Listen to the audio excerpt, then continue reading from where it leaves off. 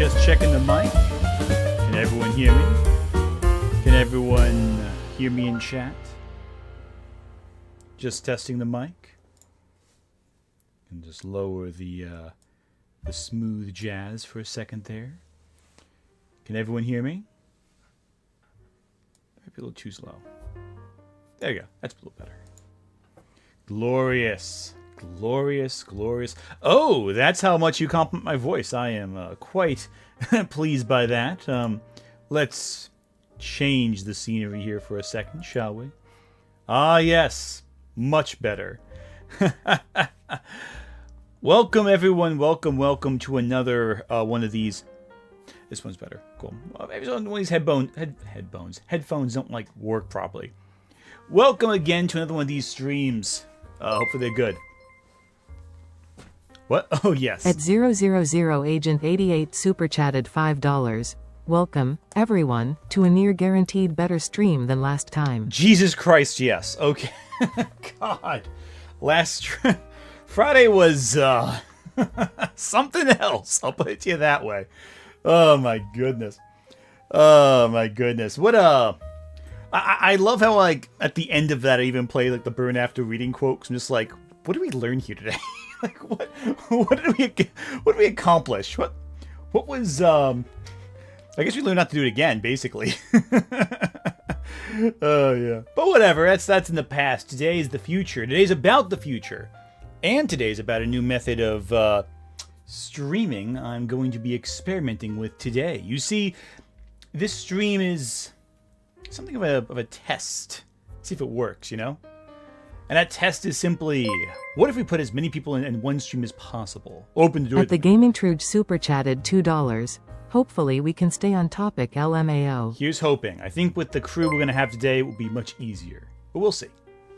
At Stingertopia 3169 super chatted $2. We learn sometimes stupid, it's just too ingrained. Unfortunately, yeah. I mean, listen, you always have the most optimistic approach. But, you know, I mean, the thing is, I've doubted people before, and I've been proven wrong to doubt. So I guess I was too optimistic. But what are you gonna do? But you know, hey, listen, you learn, you make mistakes, and you learn from them. And thankfully, it was no harm, no foul. No one was hurt, so we move on. I like to think about how my friend, who's a nurse, always puts it: that if she messes up at her job, someone might not leave the operating table. If I mess up at my job, I got a lackluster stream. At Angels Art and Gaming super chatted $5. I couldn't finish the last VOD because GZUSS. Yes, agreed. But I'll give you this. You have way more patience than I. That's very true. And then the point is, let me just real quick. Nick Wolf, think we went for 10 months. Read Friday. I hope you enjoyed. No moral theater. Like, again, I think it's a matter of also entertainment, right? Like, if at the very least, I'm not really interested in blood sports. I was watching a few reactions to the stream on Friday, and they were going like, "Oh, these are gonna be some blood sports." Like, I'm not really a blood sportsy kind of guy, so there's no point even making a video that even implies there will be blood sports, because I'm not really interested in like harsh, even cruel statements on stream. I'm more interested in intellectual discussion. So we're going to keep it that focused. And today is going to be a bit of an experiment. You see, what I might not have mentioned in the title of this stream is today's stream is going to be a rotating panel. A rotating panel. Thank you, Angels Art and Gaming, for the member for 13 months. Wow.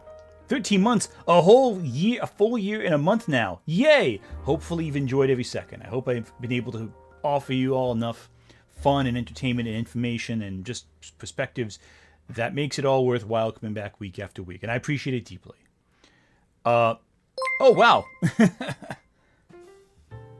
At KateCast Reviews 4639 super chatted $1.99.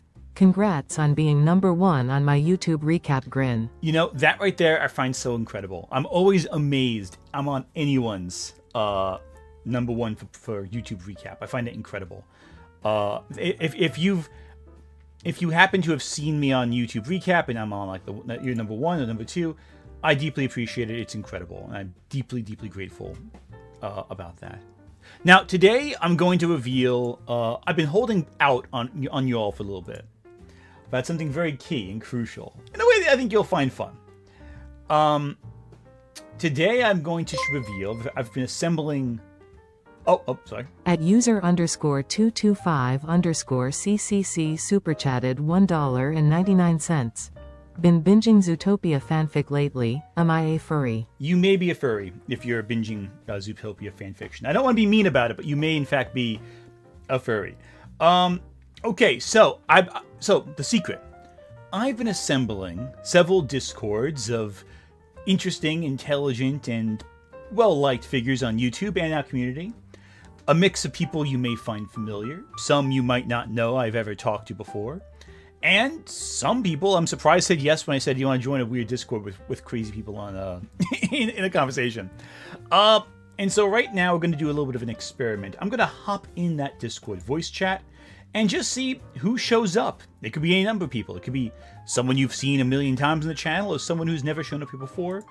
I'm just going to jump right in now. And as you can see, I'm sure we have the reactive icon right in the corner there. And at any moment during this stream, any number of people can just show up and introduce themselves. I'll let them all know. Free to jump in. Okay. And we'll see what happens. It could be someone we know, someone we don't. But we'll find out. Be fun. It'll be fun. Anyway, today, but we're not going to let that stop us. The random call-ins will come eventually. And we'll see who comes, you know? But we'll find out. No big deal. All right, Super Chat coming in right now. Let's take a look. At Ronan Aquila super chatted $5.46. It's depressing inevitable the all-white Oscar board will ignire Demon Slayer and give Best Animated Picture of 2026 to Pixar's latest failures instead. What came out this year from Pixar? That would have been... Oh, what was Pixar's newest film this year? Hang on. What was Pixar's film? I'm drawing a blank on it.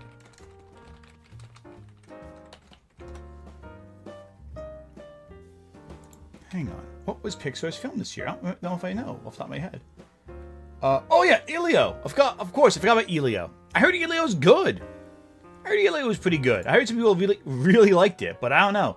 I didn't see it obviously, but I guess I will eventually. Zootopia is the bigger hit right now. That movie's breaking some records. Jesus. At the Misnick fan super chatted $5.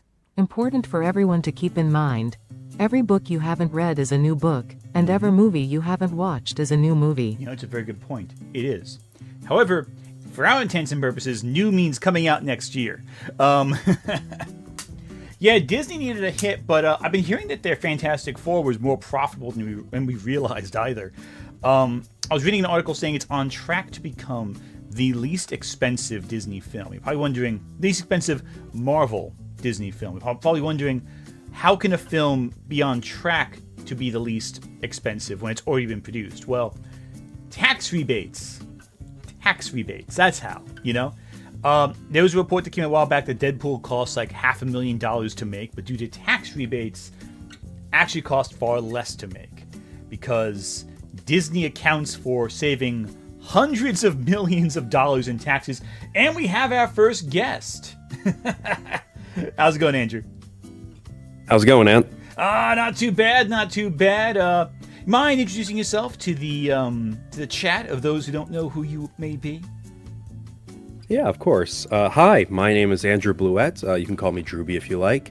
And I do a lot of video game retrospective, like real documentary type stuff. Final Fantasy is the big one there, but I also do Kingdom Hearts, Jak and Daxter, and next year, hopefully, I'm going to announce this for the first time anywhere, Halo. Oh, hell yeah. Yeah, I'm like taking a real like documentary approach, looking at the games within the context of their era. Oh, wait, one second, we got some shit coming in. At Sam last name B6N super chatted $4.99. Looking at the games within the context of their era, looking at the development history, citing movie, but it's weird he had no involvement in it outside of the puppets. Oh, yeah, sorry. I'm sorry. Sorry. No, it's all good. It's all good. No. Okay, so I'll be real quick. So, favorite Jim Henson project. Mine would be the first TMNT movie, but it's weird that he had no involvement in it outside of the puppets. That or Labyrinth. I'm going with Labyrinth on that one. Oh, we got. Sorry, I'm so sorry. Oh, yeah, a few people jumping all at once. Okay, cool. So, Andrew, finish your introduction, and we'll jump to Kevin. Sorry. Yeah, of course.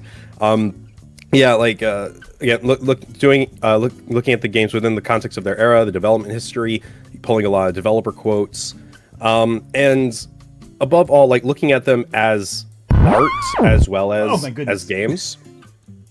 So, yeah, there's a lot there. Like, there's a reason you have it pulled up on screen. There's a reason why some of these get super long. Okay, so let's do intros. Kevin, you go first, and we'll save because I'm sure some people in my chat will be surprised by the most recent edition. So I'll save you for last. Initial D. Oh yeah, Initial D. First. Yo, my name's Kevin Garcia. I am a writer and a speaker. I worked for Marvel for like 10 years doing research for them, and my day job is a high school teacher, but mostly I post on TikTok. All kinds of weird stuff about movies and comics. Honestly, probably one of the most entertaining things you could possibly do. Post some, but I'm sure a chat will love to hear all about all the stuff you worked on Marvel as well as talk about movies. But our fourth guest who joined us, do you mind introducing who you are? Because I'm sure some of chat have heard of you before. Nobody knows who I am. By who the you way, are. look, am I audible? Am I okay? Because Discord constantly creates problems for me. You are completely audible. Don't worry about a thing. Oh, thank God this time. It's not using your DualSense mic this time, I can assure you. No, you're coming in clear mind that was anyway. dumb. My name's Kaylin Salcedo. Online, I'm often known as Mars Girl. Professionally do subtitle editing, closed caption editing, very infrequently make videos anymore, but 100% of the time make people angry just by breathing. You have a talent for pissing people off, and I have to respect that deeply. At this point, you gotta embrace it. You gotta love that. That didn't used to be my personality, and now, just let it happen. Just gotta let it happen. That's how it is. No, it's not Grace Randolph. Oh my god, I would not invite Grace Randolph to this chat. I saw someone in chat ask if you were Grace Randolph. I'm sorry. I'll stop myself now. I don't know what I'm... anyway, so yeah, no. So we have a panel here of people, all of whom come from very different backgrounds, who I blackmailed into joining me on stream for a few minutes.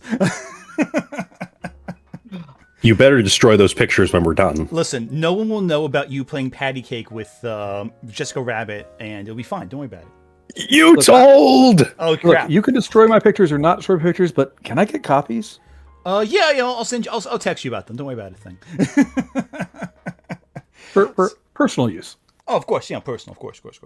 So we've people are also talking about your Land Before Time's review, by the way. Oh, I'm sorry. Guys, I'm at the end of my 30s now. I was much more upset about The Land Before Time a very, very long time ago, and now I'm just kind of like, what was that all about? No. So that's the time before time, as it were. Yeah. I guess I now have to watch those movies now with my son once he's I'm aware sorry. of visual spaces, which is crazy. Yeah. Anyway, so I'm gonna let a few super chats play real quick. I'm not sure if you guys are tuned into my stream or not, but you can probably hear them as they come in. For you right now, it's gonna sound like a bunch of silence for 5 seconds, so it'll help me responding to it. So once At you get Angels that, Art and Gaming super chatted $2. Which server again? I missed we it. didn't send you. We didn't send. Not my main server. It's another secret server. Don't worry about a thing. At the Gaming Truge super chatted $2. Kingdom Hearts. Insta sub, have you played it, Ant? I have played Kingdom Hearts. Yes, I have. At Miguel Zarita 3216 super chatted $2. Mars Girl from the hit film Kikassia. Yes, Mars Girl. Oh, super member. Thank you, Collaborate, for being a member for 7 months. Just turned in. This looks like it'll be good. Here's hoping. Or it'll be a train wreck. We'll find out either way very quickly. I've never done this method before, so hopefully everyone gets their turn to speak. At Sam last name B6N super chatted $4.99. Yo, Kevin. Know anyone at Marvel who needs an artist? Asking for a job. Oh, Kevin. So the quote was, "Yo, Kevin. Know anyone at Marvel who needs an artist? Asking for a job." So everybody asked me that, and it's like, Look, I got a job at Marvel by begging and pleading, and then I stayed there for 10 years by refusing to leave. So I can't really help much there. I was at the bottom of the totem pole. That honestly, though, that's how a lot of jobs get started. We beg and plead and hope for the best, and it sometimes works out. It's true, though. If only that still worked. If only it still worked. It depends on who you're begging and pleading to. That's the key right there. That's fair. That's fair. Anyway, so let's just dive into the topic today because I don't want to. I know some of you guys have very limited time. I don't want to waste too much of it. I did, in fact, make a PowerPoint, but unfortunately, I forgot to add any pictures to it. So I just will use other stuff instead. Let me share my screen for you guys so you can actually see what I'm looking at. So you're not like just mass guessing. 1 second. Share my screen. The entire screen right here. And yeah, that should be good. Sure, I'm sharing the right screen here. It's not hope that's right. Yeah, do you guys see the buildings in there, or is it in chat? As in the voice chat we're all in right now. That one. Half you guys are on mute. Did I mute you guys by accident? Oh no, okay, that didn't work. Sorry. Oh no, are there technical issues already?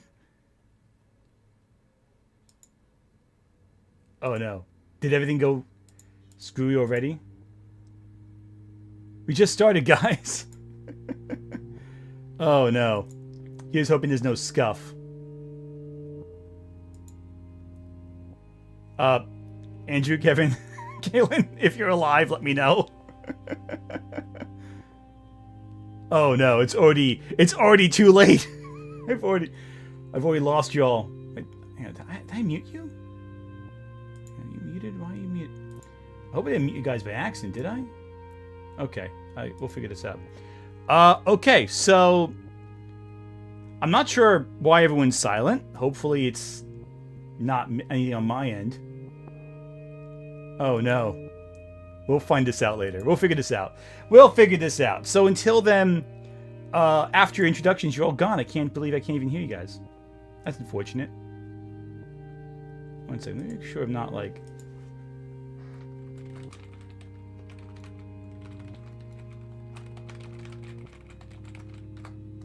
Okay, that's cool, because you all went silent there for a second. Guys, Super Chats are finished playing. Yeah, you don't have to be muted anymore. It's okay. Oh my goodness. Okay, we'll figure this out. Anyway, let's keep going. So, the show must go on. Cinema. That's a thing that's happening right now. As a lot of you all know, as a lot of you guys already might know, there is a massive fight right now for the soul of Warner Brothers Discovery. Have any of you guys been keeping track of that? If you're online, or able to hear or talk, or... Oh, I can't hear you guys. No. Okay, that's interesting. Let me join the server and go back in. That's weird. Okay, 1 second. Let me get out of here. And then join back in. You guys good? Can you hear me? What's going on here? That's interesting. Okay, so apparently my end on this... It's my end that's the problem. Okay. Ooh, okay. Am I making any sound? Okay. So I think what the problem is it's Discord on my end. Let me just end Discord entirely and then turn it back on again. That might fix it. Okay, 1 sec. That's the problem. Let's destroy Discord and then turn it back on again. There we go. Cool. Excellent. Sorry about that, everyone. It's not a stream without a little bit of scuff. It's fine. We're good. All right. Let's. Okay. Let's go back into that. Sorry about that. Okay. Connecting. I'm disconnected. Connecting again. Okay, I'm back. Can you guys hear me? I'll do stuff. I just don't want credit or blame. Excellent. Wow. Okay, you're back. Yeah, you're back. Hello? There I am. Hello there. Sorry about that. That was weird. I don't know what's going on with Oh, that. okay. All right. Looks like we Yeah, aren't we were going to have having to a start an conversation uprising. amongst ourselves, man. That's funny. Yeah, It I wasn't couldn't. mutiny at all. No. That's so strange. I'm very sorry about that. Yeah, and reactive's now back on. Cool. Good. I think it's working now. I think. Well, you're I back saw in, my you're good. I saw my little avatar there earlier, but whatever. As long as you can hear us. Yes, we're in now. Good. Sorry about that. So sorry about that. I don't know what was going on with that. That's weird. Anyway, so Discord is acting up. We're good now. Let's talk about Netflix and Paramount and Netflix because it's taking over the entire world. So what are you guys' thoughts on that? I have concerns, but so listen, everybody was upset with the Netflix thing, and I get that. I agree. They do have a big share of the whole streaming market, but I feel like it is the least problematic of the options, right? Like the most problematic right now is Paramount due to their whole sycophantic everything they're doing. After that would be Disney, which isn't even on the table, but like would be a monopoly of its own. And then after that, Peacock, just because they're, not good at what they do. So like of all those options, Netflix is the least horrible, but it's still bad. Yeah, agreed. What are your thoughts on this? So, this very directly affects people very important to my life, and boy, is this terrifying. Holy shit. Preferably, none of this would be happening. But really, Warner Brothers has been in a really shit position for quite a long while at this point, right? Like, thanks, Zaslav, for everything that you do. Thank you. Still waiting on that I don't Batgirl even movie. know. Still waiting on that Batgirl movie. Right. But the whole situation just sucks is what it does. Because you're right. Zaslav has unfortunately put Warner Brothers in a position where this is inevitable to some extent. He probably could have done something to fix the company in some meaningful way. But listen, Warner Brothers has had a good year this year. A lot of their movies have been very successful. From I think Weapons was Warner Brothers, right? So was Sinners, right? So Superman, obviously a huge hit. But one after the other, the decisions keep seeming to lead the company to either cutting their products, selling off their assets, removing their premium value from the market arbitrarily. I was watching a thing recently about MGM in the 70s, and hearing what the guys who bought MGM did with the company reminded me eerily of what Zaslav is doing to Warner Brothers right now. Yeah. MGM it's sad that, they're just part of Amazon now, but Warner Brothers has been kind of tossed around and mismanaged for decades, basically since they merged with Time Warner. I mean, they were still doing all right then, and they were still doing all right when they were merged with AOL, but then it's a whole bunch of nothing in the 2000s. AT&T gobbled them up, didn't know how to really manage them and so much of what they were doing, because they have television. They obviously, movies is the big thing, but they also have all these licensing deals with the BBC for distribution of their stuff in North America, also video games. And as this Kotaku report came out recently, Netflix did not consider Warner Brothers Interactive to be anything of value with this acquisition, which is kind of shocking because there's a lot there. Mortal Kombat, that's under Warner Brothers now, right? NetherRealm. The Batman Arkham games, unfortunately, I don't think are worth really talking about because that's kind of done. There's the Lego games. I think that's kind of the big one they had because they were constantly churning those out, and they have a large following. They do well. That alone can prop up Warner Brothers Interactive.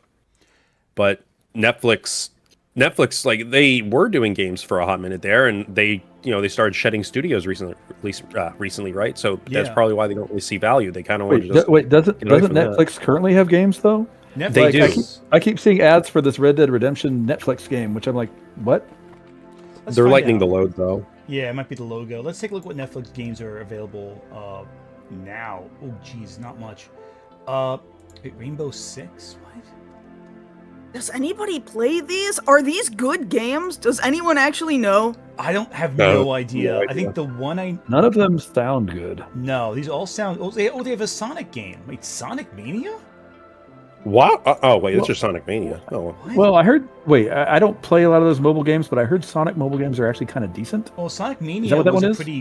really good game, but... it also wasn't just like a mobile game. It was made by like Christian Whitehead. It was put out on like consoles. It was like the Sonic 4 that people wanted. Oh, here we go. It was being distributed through Netflix games. So the game was made by Sega, but distributed through Netflix games on Android. But so they just picked it up. yeah, but the original game's a PC game. Originally, it was made by it was actually I think made originally by a big name Sonic fan who was like who put those Christian Whitehead. Oh, I forget the name of the guy, but he was like fantastic from what I remember. And so this is a streaming gaming service, right? Yeah. Like, I mean, how responsive is Netflix games as a platform? Probably bad. I can't attest to Netflix's latency specifically. I haven't had Netflix subscription since BoJack Horseman stopped. But I did play PlayStation Plus, their streaming thing for like Ratchet and Clank, the first two games, like earlier this year, and that was really responsive. So like, you know, I can't imagine that I can't imagine that it has to by default be terrible on That's Netflix. true. And it's funny Well, too. it doesn't have to be terrible, but like, do they have any? How much experience do they have with this stuff? Is what I'm getting at. Probably Not not a whole much. lot. Almost nothing. Well, apparently one of their executives is a former EA guy. That does not instill me with confidence. So right. That should be the opposite of confidence, actually. That should be the opposite of inspiring confidence. Is this comparable to like Amazon's Luna or whatever the hell that is? I mean, it's probably more well known than Luna. No, I don't know anyone who used Luna. I know of it. I know of it now, but like I had no idea it existed until like friggin' it closed, basically. Oh, I thought it was still open. Like I look on my Twitch page and it's like, hey, here's a Tomb Raider something or other for Luna, and I just didn't even realize, whoa, we're still pushing this. Okay. Yeah, I thought it was supposed to close.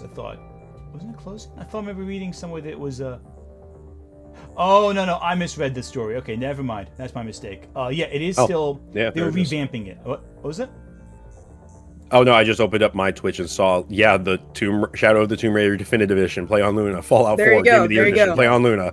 Turf Wizard game, play on Luna. No, thank you. So it is active in the sense that it is technically active. Yeah, but no one uses it. I think I was reading somewhere that it like had lost Amazon money because they had no idea how to actually market it, which should not surprise you at all. That should be like the least Hey. surprising thing about it. It's like Square Enix and Dragon Quest 90% of the time. Wait, you mean if we actually market it in the West, people will buy it in the West? What? That's crazy. Why would Imagine anyone the do people that? who actually play Dragon Quest. They actually like Dragon Quest. Go figure. So if you just tell people the Dragon Quest exists, they might play that game. I feel like Yeah, Nintendo's been the best with Dragon Quest recently because at least they advertise new Yeah. Dragon Quest games are coming out. You know, That Shockingly. and like they originally published 11 here, I think, right? I believe so. I'm gonna Or 11S, something like that. something like that. 11S. Yeah, I originally played 11 on PS4. Okay.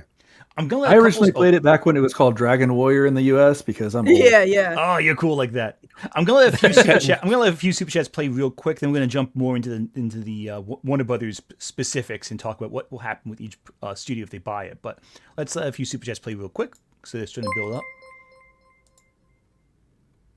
At user_225_CCC super chatted $1.99.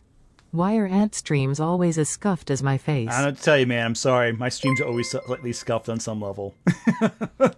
At Maryland 614 super chatted $5.05. Cynical, but I hope the movie market crashes a bit so studios can take more non-A25 chances. Time to watch more foreign films on Criterion. I hate to tell you, but if the studio crashes, that's not going to happen either. I guarantee it. But we'll At get to that in a RB second. Float super chatted $2. My main question is, how do we fight back? Well, we'll discuss how to oppose these in a limited capacity when we get to it, but not much. At the Gaming Truge super chatted $2. They licensed out a good 90% of gaming. Yeah, 90%'s a lot, but yeah. And last super chat for At right the now. Man with Applin 7678 super chatted $5. Netflix games is like an add-on where you can play games through Netflix. IDK anyone who cares about it. It's like YouTube playables. Yeah, no one cares about Netflix games, for better or worse. But it could be a marketplace for, like, I guess, young kids or families. Okay, so let's talk a little bit about what's going on with Warner Brothers specifically. So, as everyone in the news probably knows by this point,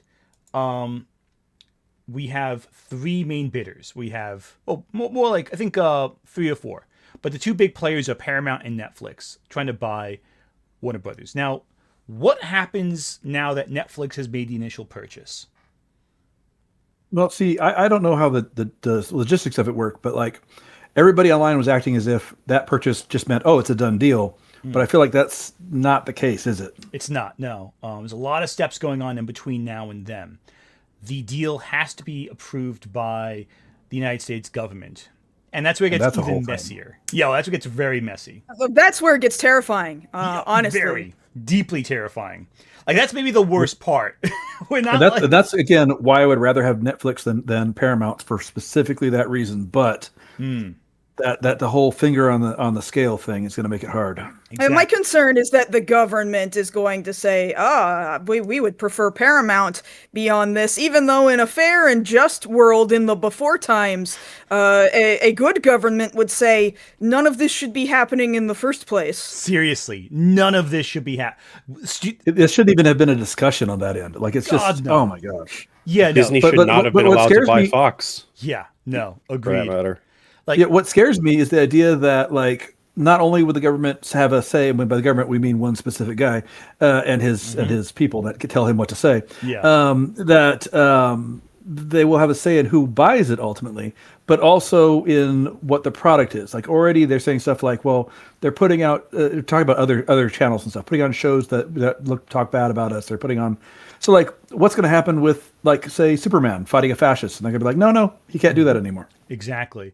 And we're already seeing to an extent that movie programming is being influenced by certain government overreach already in the United States, especially with Paramount, one of the particular people who wanted to buy Warner Brothers.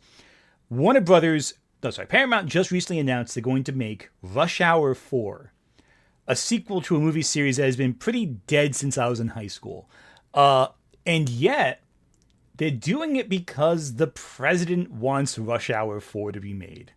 And so he sent a private communication to the heads of Paramount, and they're like, oh, let's get Rush Hour 4 in production because our fearless leader wants to see Jackie Chan and not Epstein Island resident Chris Tucker team up for another movie. He literally only cares about entertainment and what entertains him.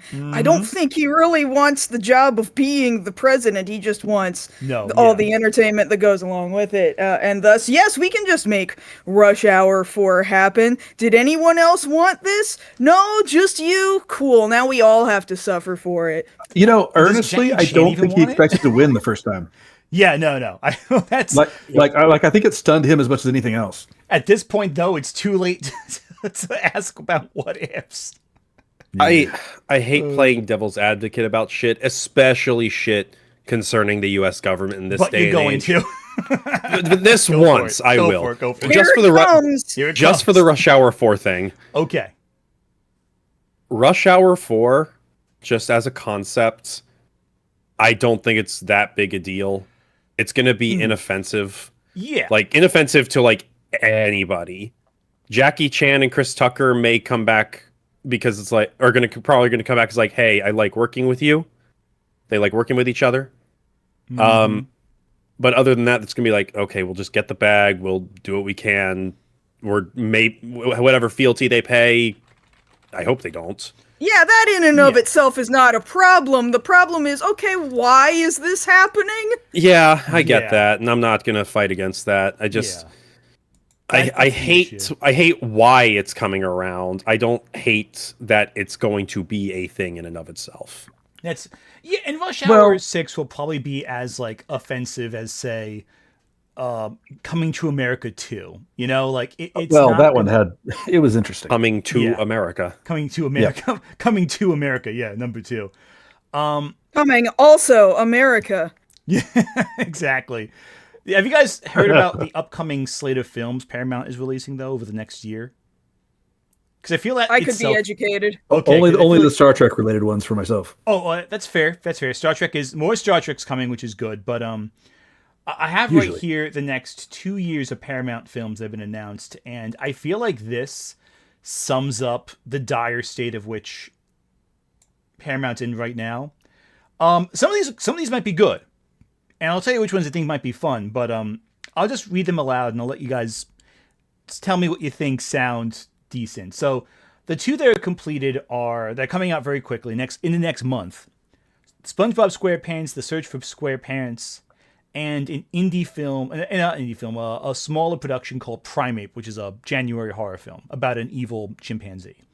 So The far, trailer for that thing is ridiculous. it looks so goofy, right?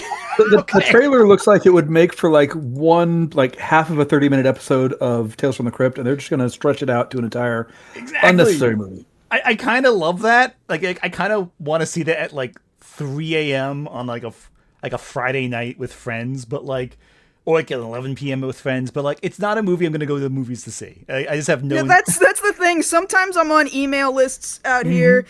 Since I am in Los Angeles, I get emails for, hey, you can get the free early general audience screening, and this came up, and I didn't take it. And You now I'm should've. like, damn, I should have done it. Should have done it. You should have seen When the movie where the chimpanzee uses the car keys to get inside the car quickly.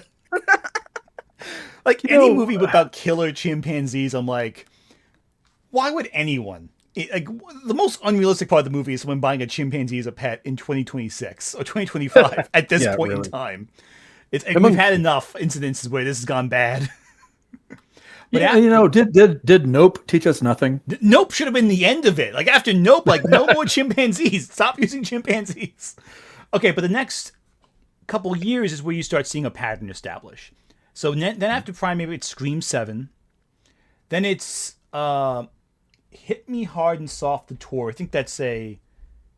I think it's like a who's that one? That's a Billie Eilish tour movie. Then it's Scary Movie 6, Paw Patrol the Dino Movie, The Legend of Aang the Last Airbender, a live-action Street Fighter, Ebenezer A Christmas Carol, Focker-in-Law, The Angry Birds Movie 3, and that's it for 2026. Wait. Who is still thinking about Angry Birds? Apparently someone.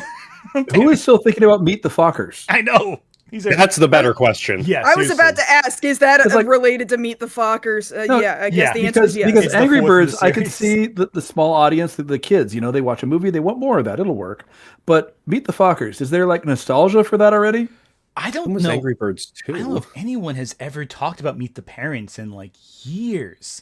Like, I mean, the first one's funny enough, but like, I'm surprised it got 2 sequels, let alone a 4th one that's coming out.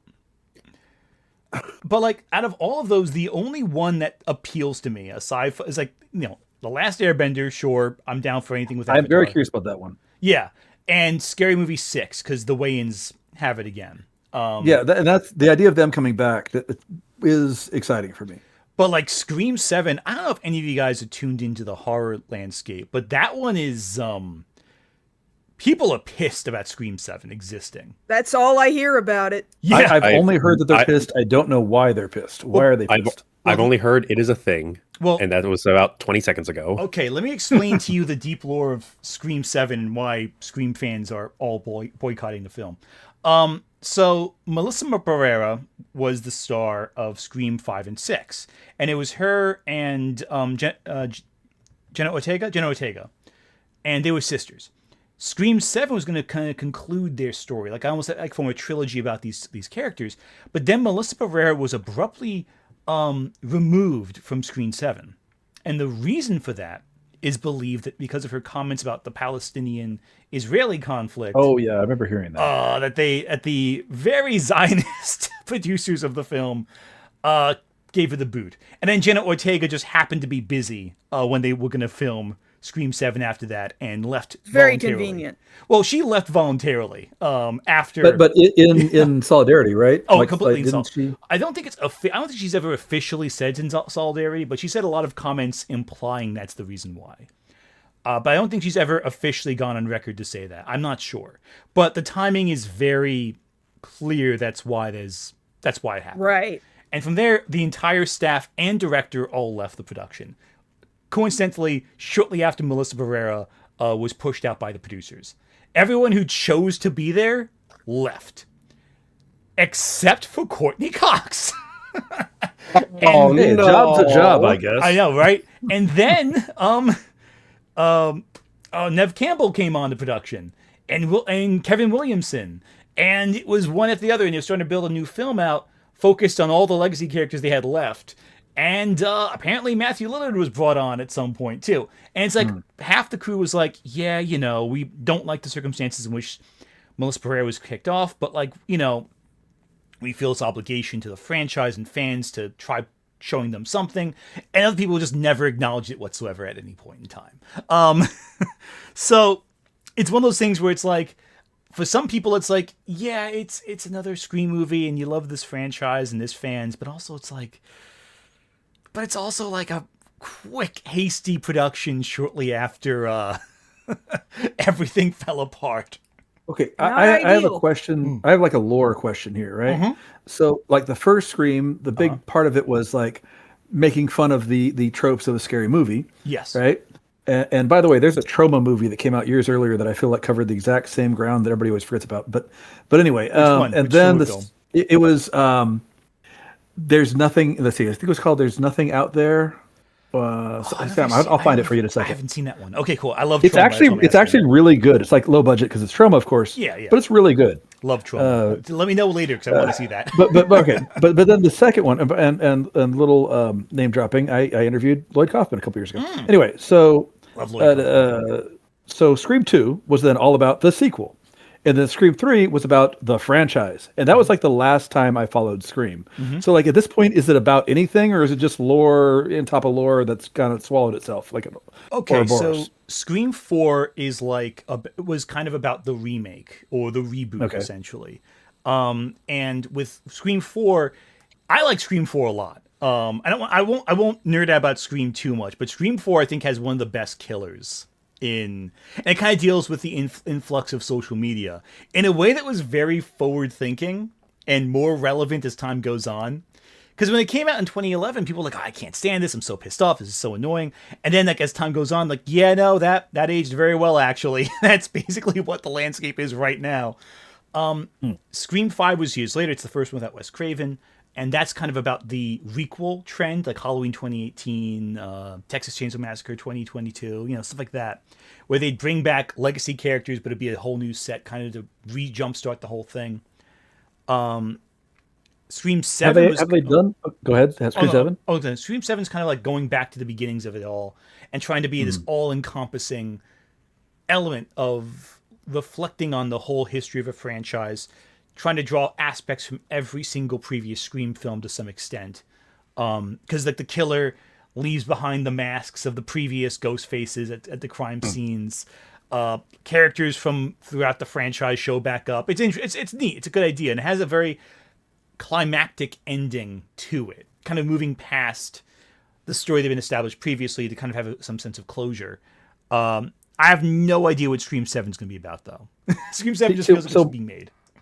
My question is, in the universe of Scream, is it possible even to do a commentary on prequels, or for that matter, the whole sequel that ignores the other sequels, like Halloween and stuff?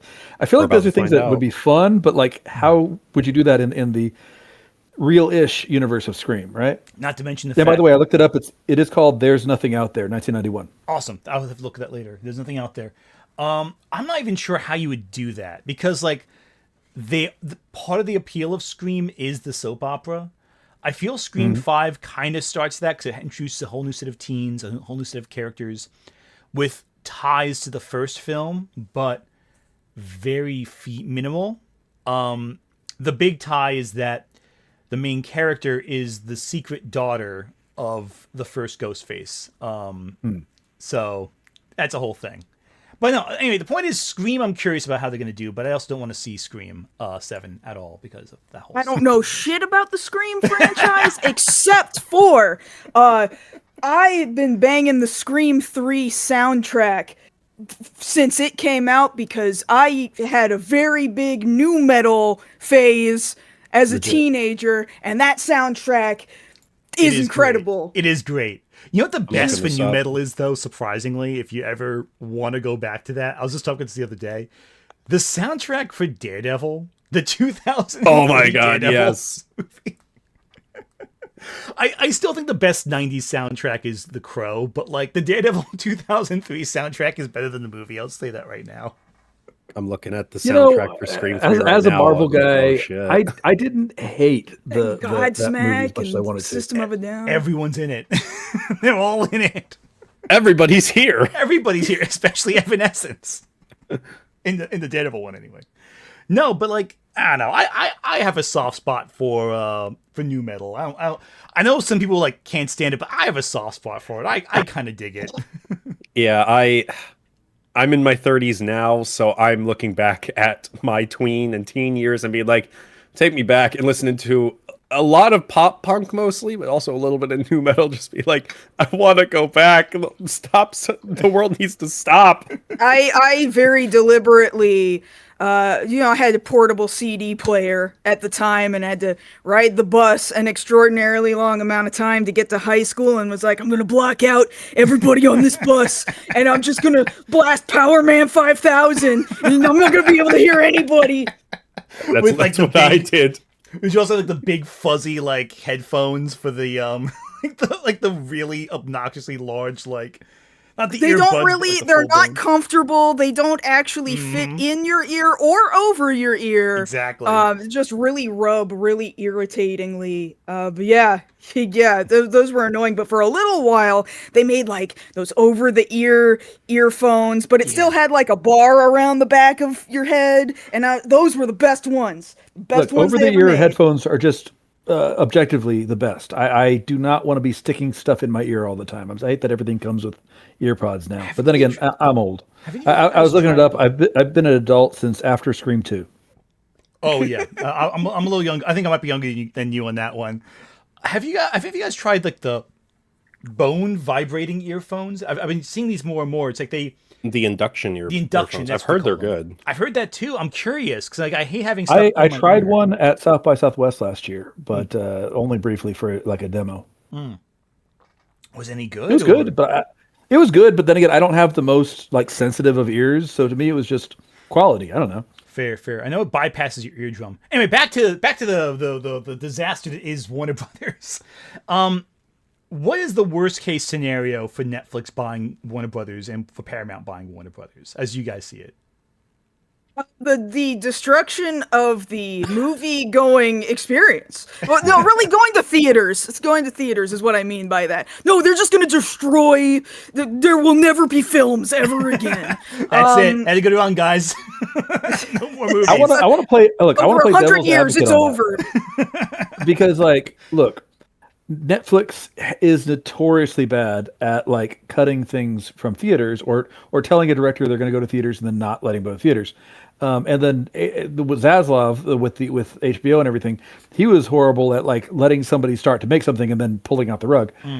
But I'm also wondering because Netflix has been having successes with a few of its theatrical runs. Look at the Demon Hunters. So if they purchased Warner Brothers, and again, I'm not trying to defend Netflix. If they purchased Warner Brothers, they would now have the infrastructure to have more of a movie presence. And I could see them doing that. Now, whether they actually would or not, but I mean, like, they would then have the ability to do that. There's a kind of a difference between, they've got everything they need to do some really good, smart things. Well, yeah. But do we have smart people to actually implement smart things? Yeah, I that's don't the big think we if. have that. That's the Yeah, big if. well. And the thing also is to Netflix, they have been having success with limited releases of movies, but very limited. Don't forget, like I tried getting tickets to see Frankenstein when that was having its theatrical run. Couldn't find it anywhere near me. And I live near New Yeah. York City, Like, Wait, what? What? Hold on, wait, No, hold on. even out here in Los Angeles, it only had a really, really limited run, and I didn't damn. get to see it in theaters either. I Yeah. waited I until was- it hit Netflix. Yeah. I was Exactly. just about to ask you about that, Kaylin, because Yeah.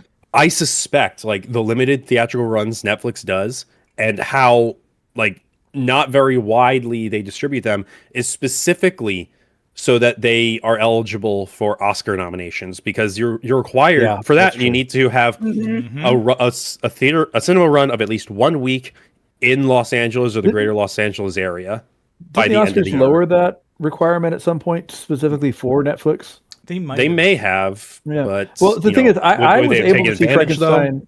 Yeah, that's true. I was able to see Frankenstein in theaters in Austin, and I kind of assumed New York and LA would have been even easier.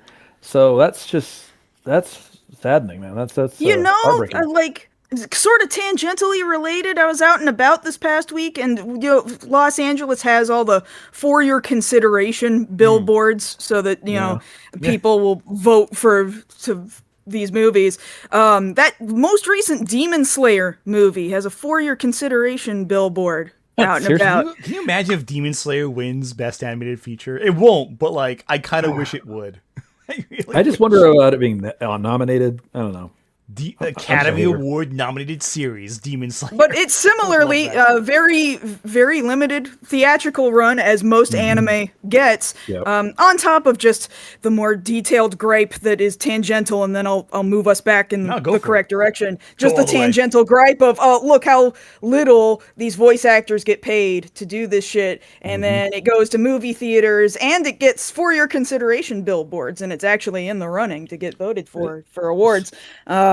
Anyway, that aside, Yeah, no, I mean, honestly, voice actors, and I think, I'm not going out on a limb to say this, don't get paid nearly a fraction of what No, they they deserve don't. for the hard work they do.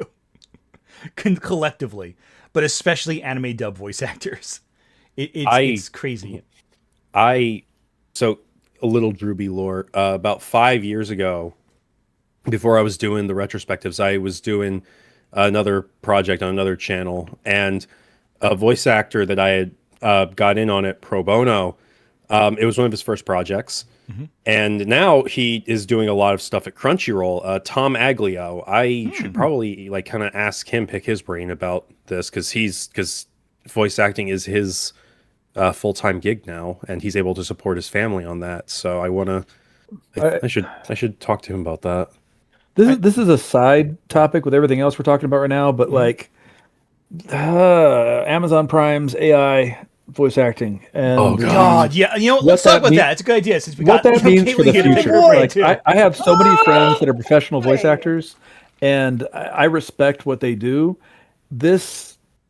Okay, I'm a writer. I work with a ton of artists. I host Q&As at Comic Cons. I work with a ton of actors and voice actors. AI is destroying all of the creative careers, and it's just freaking me out. Oh yeah, no. AI is just this, especially this usage of AI, because it's so fragrant and it's so unabashed, and it's possibly a breach of contract. I would 100% say. a breach of contract. Yeah, because it's like Amazon did this, and Kodansha and like everyone else had no idea that they had done this until fans pointed it out. Like. It's a sense of like just entitlement to the arts that studios have, where it's like, oh yeah, it's no big deal. We could just shove AI voice acting in there, and no one's going to care, because who watches these dumb Japanese cartoons? I mean, we should have AI do the subtitles too, and all the key. And we're seeing with Crunchyroll that same thing happening too, where they're using. Yeah.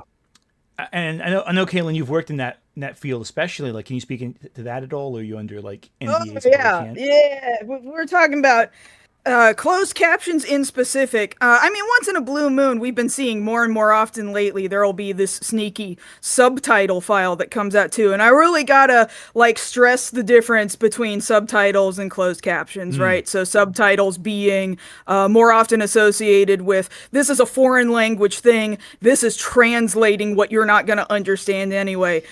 Closed captions will go by, like, 3 different names, and I've gotta get people to understand this is specifically referring to, we're transcribing the audio that you already would be able to hear if you are a hearing-abled person. It's just an accessibility feature. You can call it closed captions. You can call it SDH, which is subtitles for the deaf and hard of hearing.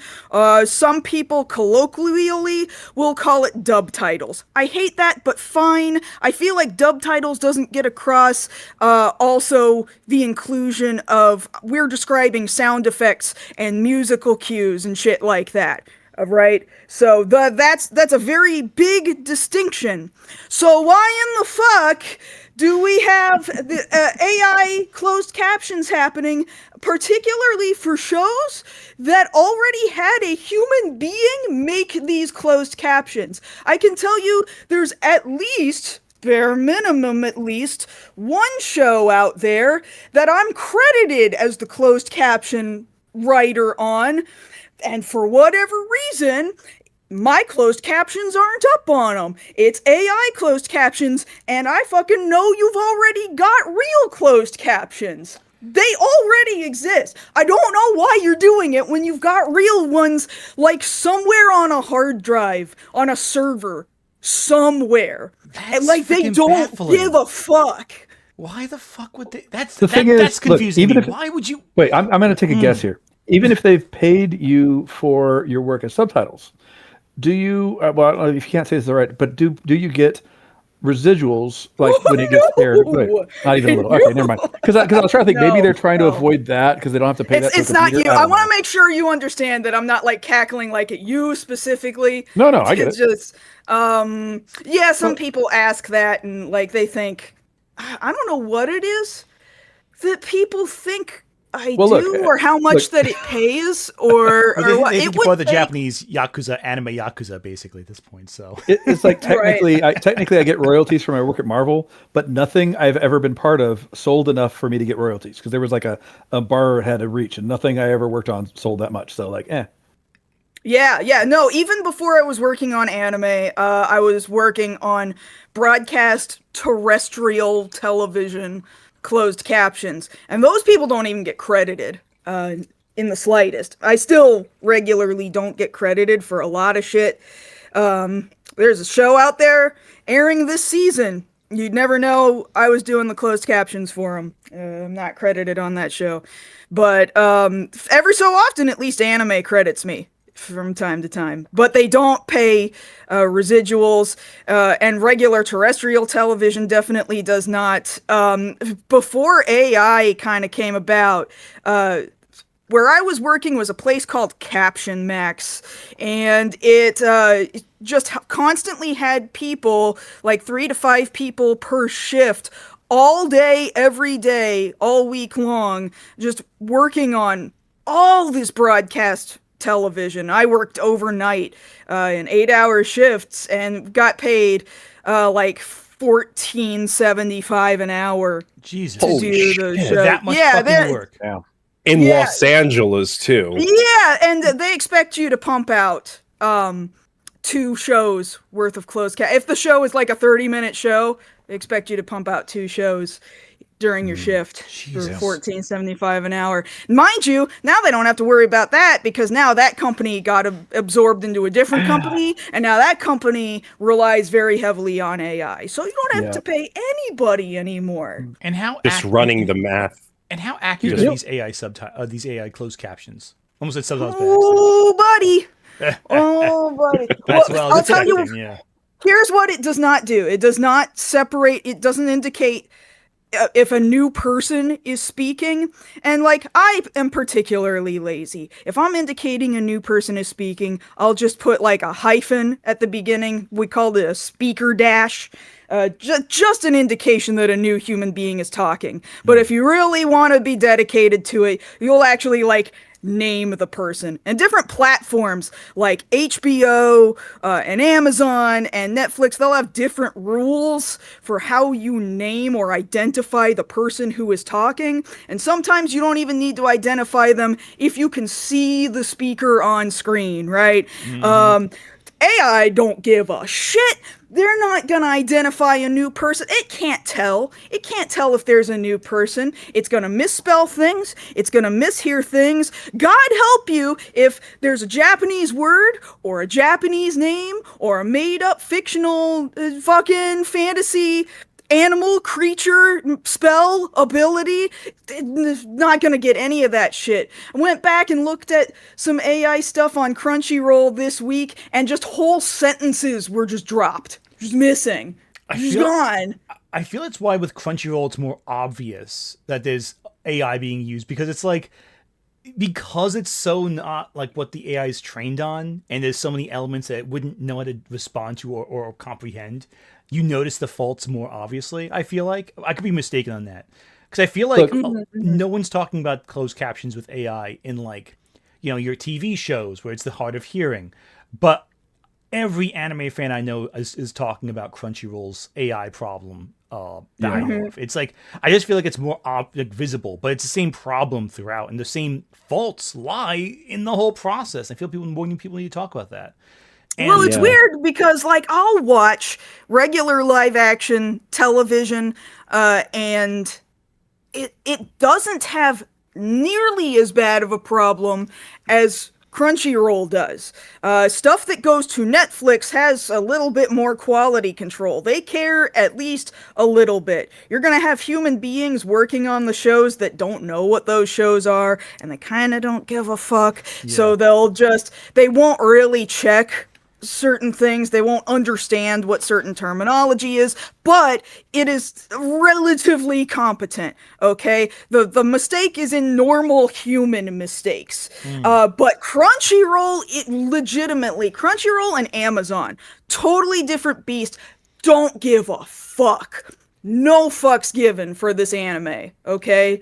It's a completely different Wild West beast.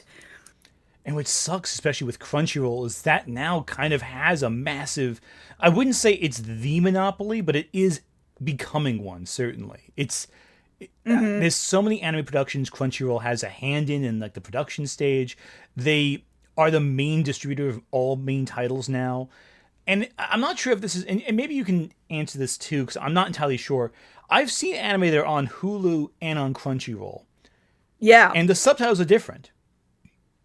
Yeah, take for example, I guess I can at least speak to this a little bit because I was credited on this. So I worked on Dandadan. The only place where you can see my closed captions the way that I intended them to be is on Hulu. For some reason, they're different on Netflix. I don't know if they put a different human being on Netflix, but I'm still credited on Netflix. It doesn't make any sense. And then it just doesn't show up on Crunchyroll.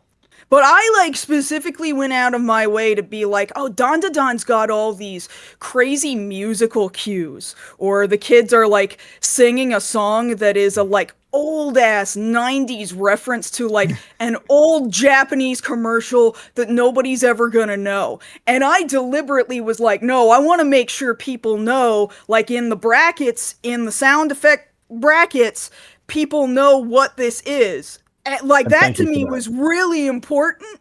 It is. And like, it is important, I think. just erased if you're watching it on Crunchyroll. So they just don't care. It really sucks. And that's the those are the companies that distribute all this art. Here's my concern though. Like everybody keeps talking about the quality, and I hate to say this, but the quality is going to go up, and it's going to go up fast. What I really hate is losing the human touch, because again, we're having AI replace people doing creative arts, you know, and I keep hearing the joke of like, well, can you make AI wash my dishes yet? They're like, no, but it can do poetry for you. And it's like, Should be the other way around. Yeah. Yeah. But by the way, I'd never heard the phrase terrestrial television before, and I love it. Yeah, they regularly, like if we're talking about over-the-air television, they'll regularly refer to it as terrestrial. Yeah. But yeah, no, and it's deeply depressing. And I feel like it's indicative of a bigger trend you're seeing also across all media, even outside of the AI discussion, which itself is a rabbit hole that like Kayla, I make you pick your brain about this in the future with AI subtitles, especially for Yeah. Because that I feel that's like itself just, if you're up for it, that's like a topic I can definitely feel more people need to hear about. Yeah, 100%. But one thing I want to discuss too is a very different issue, and this deals with terrestrial television. I have I taught you a new word. I know. I'm gonna use it. I'm gonna use it obnoxiously. You're gonna hate it. How much I'm gonna be using Today I learned that not a lot of people knew that phrase. No, it's cool. Okay, so this is a report from GLAAD. And GLAAD stands for the what was GLAAD? Anyway, they're a major organization about LGBTQIA acceptance and all that. GLAAD every year releases a report, the Where Are We on TV study, where they monitor how many TV shows feature an LGBTQIA character, whether they're a major character, etc., a big character, a small character, how many speaking lines, etc. Now, this finding I read about a little while ago and I found very interesting. I want to just bring it to your attention, because I think it's reflective of another issue with TV currently. The big thing right here is, of all 489 LGBTQIA characters counted across all platforms, 201, which is 41% of them, will not be returning after this past year due to series cancellations or endings, limited series formats, or a character dying and or leaving the show. Of those same 489, 159, which is 33%, specifically won't be returning to series cancellation. These are ridiculously large numbers. Yeah, so almost half of LGBTQIA characters will not be coming back next season. Next year, I should say.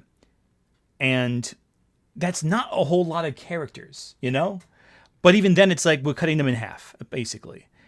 And, and by the way, of the 489, 96 appear on shows that are pending official public renewal or cancellation announcements. That's in addition to the previous 201. So you're left with basically 192 characters confirmed to come back in the future. Cool. Which is like another issue that we're finding in media. That diversity is being almost completely erased. Whatever gains you got over the last 10 years. Yeah. And by the way, it's not just television. It's also kind of affecting things like comics and other things, which I know are smaller, but still. Talk to that. There was so much progress, and then so much of it's just being pushed back. A massive amount, which is also the next thing I wanted to bring up, actually. And I'm not a fan of Grace Randolph at all. But she brought up a good point, and I want to bring it up right here about Avengers Doomsday. So, as everyone knows, Avengers Doomsday is the big film coming out next year. One of the big ones. I mean, I think Doom 3 is the real big film, but, I digress. But that's another discussion. Okay, there we go. This is an article from Screen Rant right here that has the same point. Of the cast of Avengers Doomsday, almost none of them are women of color. I think I think just Shuri confirmed. That's about it. There's no Storm coming. There's no Halle Berry as Storm. There is, I think, only like 3 or 4.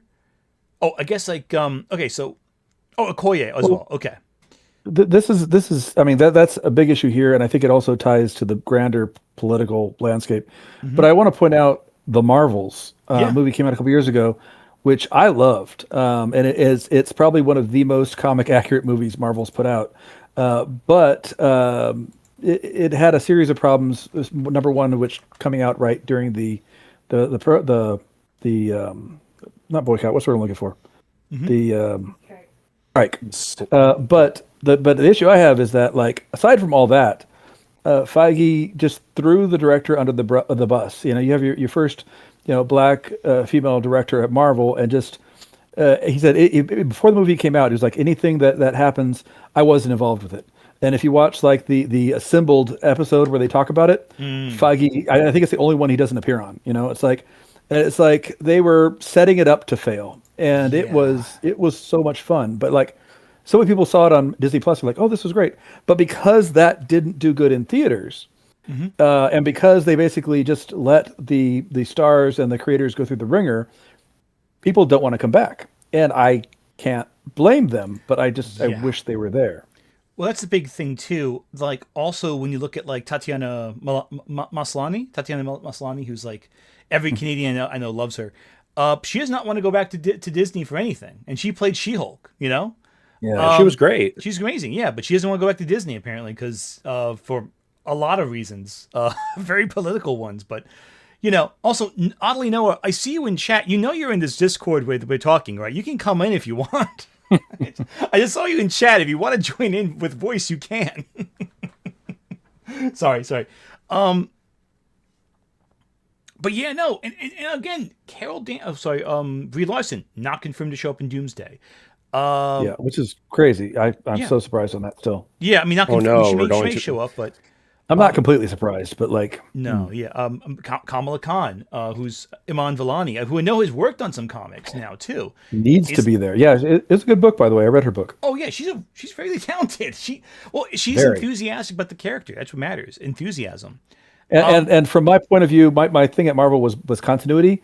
She is adamant at the MCU being Earth 1999, and I'm like, thank you, Iman Vellani, for fighting for us. This is why you have colossal. This is why you have to cast colossal nerds in these roles. It's essential. Yes, it's just required. I'm just saying, but it's like that level of indifference. I feel like is really telling, and especially as we get to the point where it's more franchise heavy material. Because one thing I want to do at one point is talk about all the movies coming out in the next year to illustrate a point that problems are occurring. I want to bring up something else that's also important too, because we're getting more franchises, and Kayla, I think you can speak this one too. Production is also down.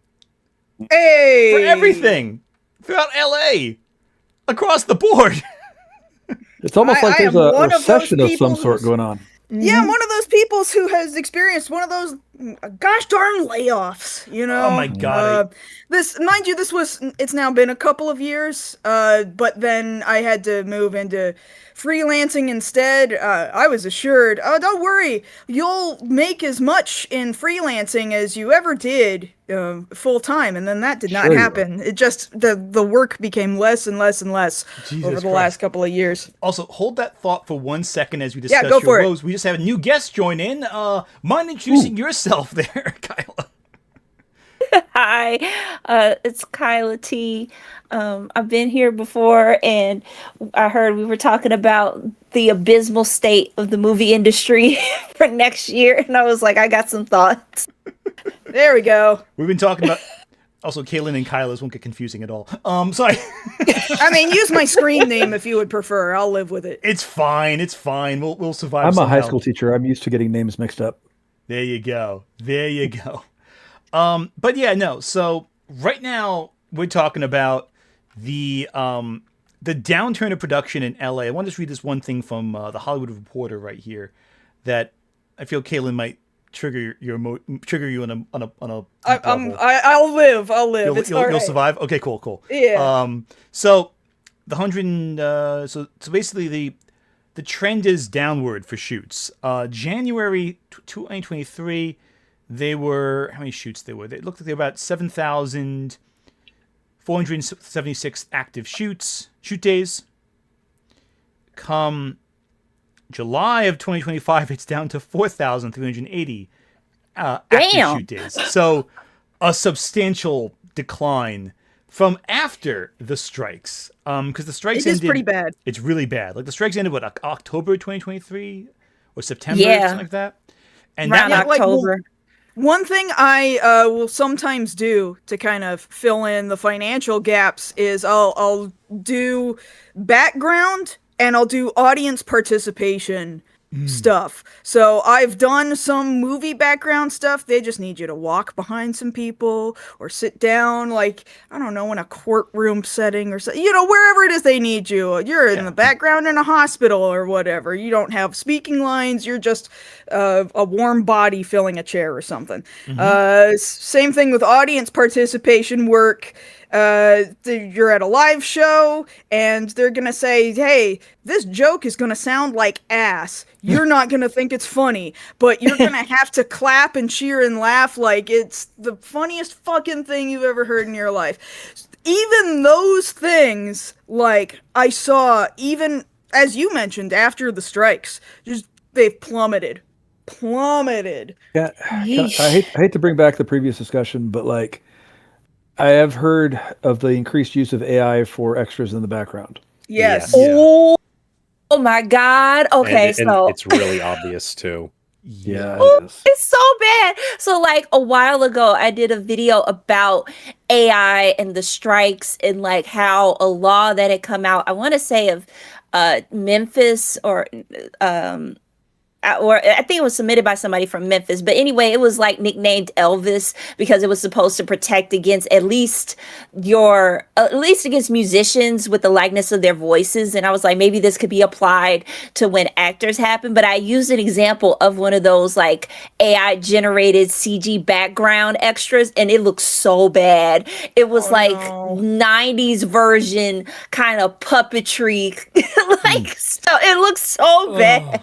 It makes you think of I was like like, anime no. with the CG models. Like, like in some anime you watch it and it's clear like half the models are CG. It feels like, I'm guessing it feels like that. Yes.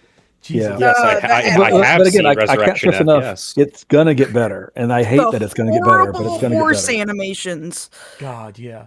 I'm gonna let a few super chats play real quick because they've been piling up. So just bear with me for a few seconds. All right, let's see what they're coming in. At Sam last name B6N super chatted $1.99. If this deal goes through, no Dark Crystal. Yeah, no. If Warner Bros. Is bought, there is no Dark Crystal. Sorry. At Maryland 614 super chatted $5.05. Imagine if Premier Xi and POTUS go into diplomatic discussions over Rush Hour 4 cheeky smiley face. Oh my God, I hope that happens. I really do. That'd be amazing. At 000 Agent 88 super chatted $5. About Rush Hour 4 being inoffensive. They want to bring back Brett Ratner to direct. Oh God, I forgot Brett Ratner's working on it. Okay, yeah, Rush Hour 4 would be terrible. I'm sorry. At the Man with that's for Applin real. 7678 Yeah, it's real. super chatted $5.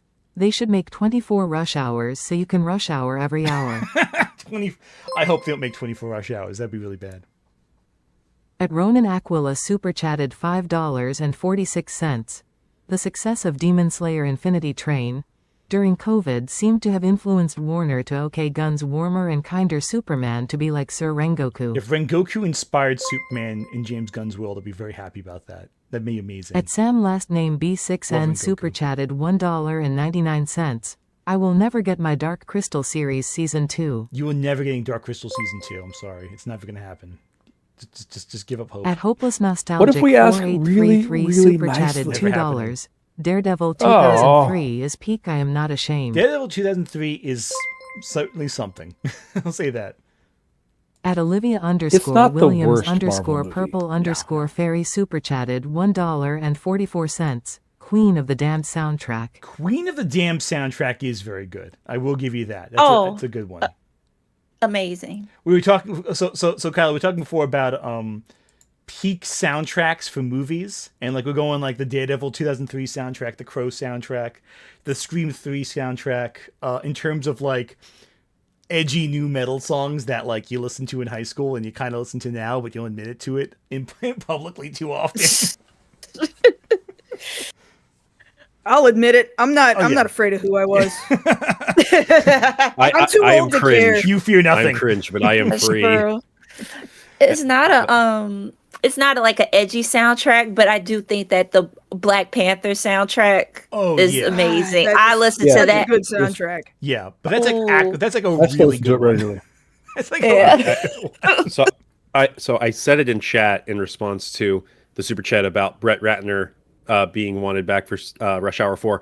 I'm going to retract everything nice I said about playing when playing Devil's Advocate for Rush Hour 4. I retract all of it. Yeah, no, after Brett- learning that. Brett Ratner should never get another job again. I'm sorry. I don't No, say it about a lot of no. people, but I'm like Brett Ratner should never. He should Okay, never direct a film. I feel like Absolutely. I'm behind the what I'm not. I wasn't a big fan of it to begin with, but like what happened? He was caught up in the whole Me Too stuff because he was. Oh, very- okay, yeah, okay, fine, yeah, nope, I'm good. Yeah, Yep. no, Fuck 'em. Yeah. I don't Yep. think I need to explain anything else, but he's also just generally, on top of being an assaulter, he's also an asshole. Incompetent. He's also Okay, incompetent alright. and an asshole and committed sexual assault. See, the only of one I those was three. aware of was the incompetent part.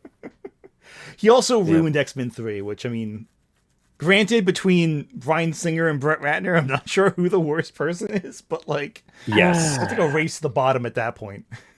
Yeah. Anyway, I must depart now. My cough is acting up a bit, All right, and I have other obligations. Tell it but to this behave. was fun. No, I will, definitely. And I'm going to plan on doing this more often where it's like just an open mic, essentially. So if you want to join in again, you're more than welcome to. yeah, absolutely. I'll keep an eye out. Thanks for having me. I loved Rest it. up, man. All right, take care. See you later. All right, have a good night. Have a good time. Farewell. And and hopefully this format works because it's always fun having like different people to talk to. Because you have to carry it on my own. I'm like, oh, hang on, let me figure this out. But yeah, no, this production thing fucking sucks, and I hate it. This is terrible. Getting back on course though, let's have something a little lighter going on right now. Somewhat between all Well, the doom and gloom. I have There is that he- Doomsday. exactly. No, go ahead. I have here the next year worth of films going to Rotten Tomatoes. And what I want you guys to do, we're going to go through this all for the fun of it, as long as we have time. And I want to know what you think. How do you think about these films individually? And what do you think this reflects about the industry as a whole, where we're going at in 2026? In terms of what films are getting made, who's making the films, who's being cast in the films, whatever thoughts you have that come to mind. And we're not going to look at every single one of these because, like, I don't think you have any opinions on the movie Soulmate. I've never heard of this movie No. before. So No. I'm I going to mean, skip some of maybe? these, I don't know. obviously. Greenland 2. The Gerald Butler I ain't seen asteroid Greenland movie. 1. I was gonna say there was a Greenland one. Yeah, No, exactly. that's familiar. Not Exactly. familiar. Everyone's seen Greenland, right? That was everyone's favorite movie. I know at least one politician who's interested in Greenland. Yeah, right. Jesus Christ. That's all I got. 28 years later, The Bone Temple. This is actually interesting that you mentioned the Marvels before because this is being directed by Nia DaCosta, the Who is an director of the amazing director. Marvels, who's fantastic. Her And painting honestly, is great. just knowing she's involved has me interested in seeing 28 Years Later, which I mean, I enjoyed the first one, but I just wasn't, Yeah. super excited about I that. feel the ending of 28 Years Later also kind of threw a lot of people off because it was basically teasing this movie essentially. I don't know. I have some concerns with this one, but I'm excited. I think we can skip by The Rip. I think we can skip. Oh, Send Help's the Sam Raimi movie. That sounds Oh. cool. Yeah, Oh. it's the Sam Some Raimi. of his movies are also- horrible. A lot of them are amazing. Yeah, Like one or the other. Sam Raimi is either makes amazing films or like glorious. Dark Man. Dark Man. Yeah. I love Dark Man. Hey, I that's- love Dark Dark Man. But it's stupid. I love Dark Man, but it's Yeah. very dumb. But I love it. Dumb can be fun. Oh yeah. I was talking about a Tromo movie I liked earlier. So Well, Troma's great too. I have a soft spot for Troma, but like Dark Man, I love was it like the elephant scene where he like is at a fair Yes. and like it's like give me that elephant, something like that. You see, that's great. I love that. Goat. I don't know what this is. I'll be honest. When I first saw the poster Oh. for Goat, I thought it was like one of those in-universe posters for Zootopia 2. Yeah, it looks And I like was a like, Zootopia. You know, And me I was too. like, what movie are they parodying? I had no I idea. did see this trailer attached Yeah. to a recent movie. Okay. All I know is that I'm- apparently the movie Him had to rename itself to not be called The Goat. Here I am. Oh, also, we have another guest showing up. Mind introducing yourself? You come in as Hello. You coming? As I'm a Otterly superhero? Noah. I'm a Tron Otter on YouTube. That also isn't a furry, unlike what some people say. Oh, that's what they all say. And God. then, we gonna be keeping track. That's what they all say, and then we start seeing the Zootopia fan art. Yeah, no, you come in as we're talking about Goat, which we confused for a Zootopia film.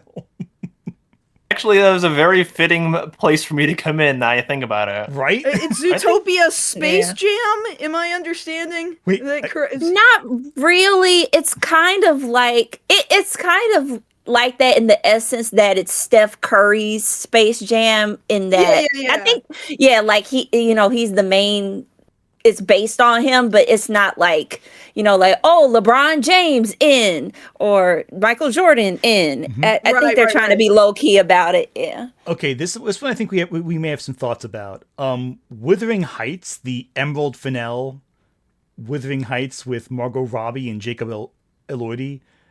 Well, I'm interested in the fact that I love Victorian fiction, but also I'm interested more because it looks like complete nonsense. Yeah, this looks nothing like freaking Wuthering Heights.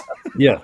Oh, by the way, something I forgot to say about Goat. There's just something lately with like the Pharrell movie and who was the movie where he was a chimpanzee, where they're having like Better Man. Yeah, Better Man. Yeah, where they're having like Better real Man was people actually play, good. like I saw it in really theaters. It was actually cartoony a versions good of movie. themselves. It's interesting.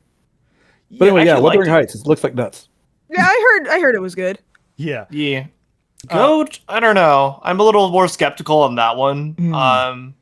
It might be more by the numbers, but it might be fun, Yeah, I mean, it's Sony Pictures. They tend to be really good, but like, I don't know. Wait, hold on. Did you say Sony Pictures tends to be really good? Yeah, No, with animated stuff. Oh, animated. yes, Okay, but yeah, they're- animated. Yes, but like that's it. Like they are just being held up aloft by the Spider-Man franchise. That's Basically, all they got. that and Jumanji Well- now. They're doing another Jumanji now as well. Yeah, but only And one.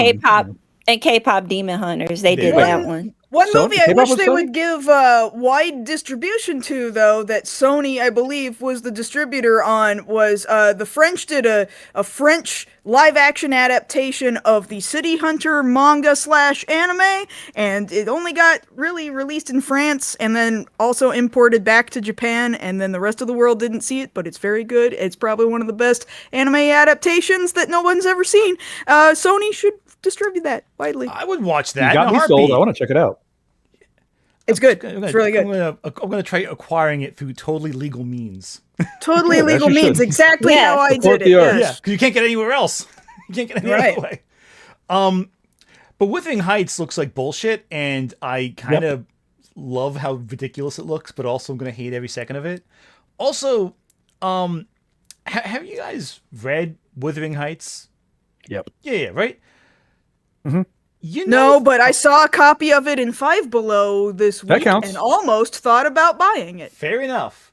I'm That with count- her. that's basically reading it. So here's one thing that all these adaptations do that I don't understand.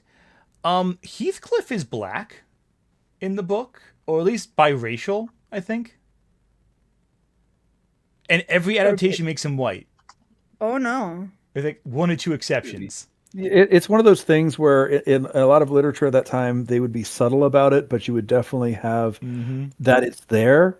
And then when they do adaptations, they're like, they're all blonde guys. Just make them blonde. Yeah, yeah. But it's like but that's true, but it's like you would think like a modern adaptation would maybe, be more I mean this does not look faithful at all to the original book. What are we talking about? No, not in the least. Not even remotely.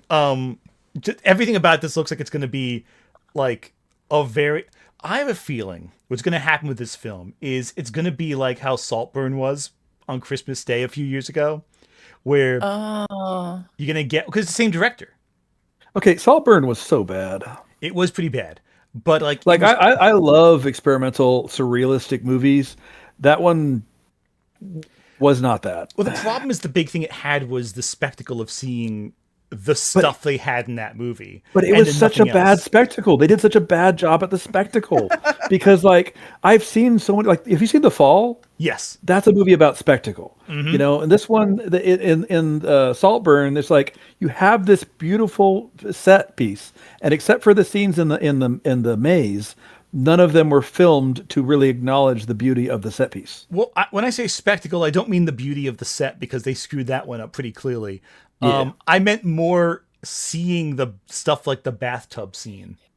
Yeah, that's true. That Like the which even Oh, yeah. like she kept promoting that like, oh, it's got this thing, it's going to be so controversial. Literally, it's that one scene. There's nothing else in that movie that rates that high of a shock value. No, and if you've seen French films, and you've kind of seen more Yeah. than what they have to offer. If you've seen a few 100%. French There's- films, you're pretty Heck, good. My partner and I have been watching. Was it the Rivals? What's it called?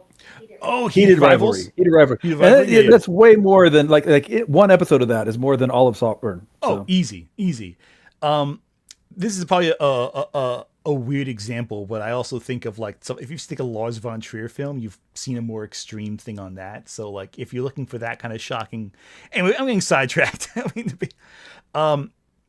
the Sheep Detectives. I haven't heard this one at all. Hold on, I want to just read this first line because I pulled up the page. Uh-huh. Hugh Jackman stars in this comedy as a shepherd who reads his sheep murder mystery stories. All right, you know what? I'm sold. I'm You know sold. what? No, that sounds amazing. Honestly, that's what I want to do. I want to get a cottage up in Scotland or Ireland somewhere and just herd sheep and read them stories, read them American Psycho or something. I don't Apparently, know. it's Yeah. super cheap to get land in Ireland. Like they will pay you to take over an old estate so you can keep it, maintain it. So It's starting to not sound like a bad life. That sounds amazing, Yeah, it really life is. over here right now. Exactly. like I'm working right now on a video.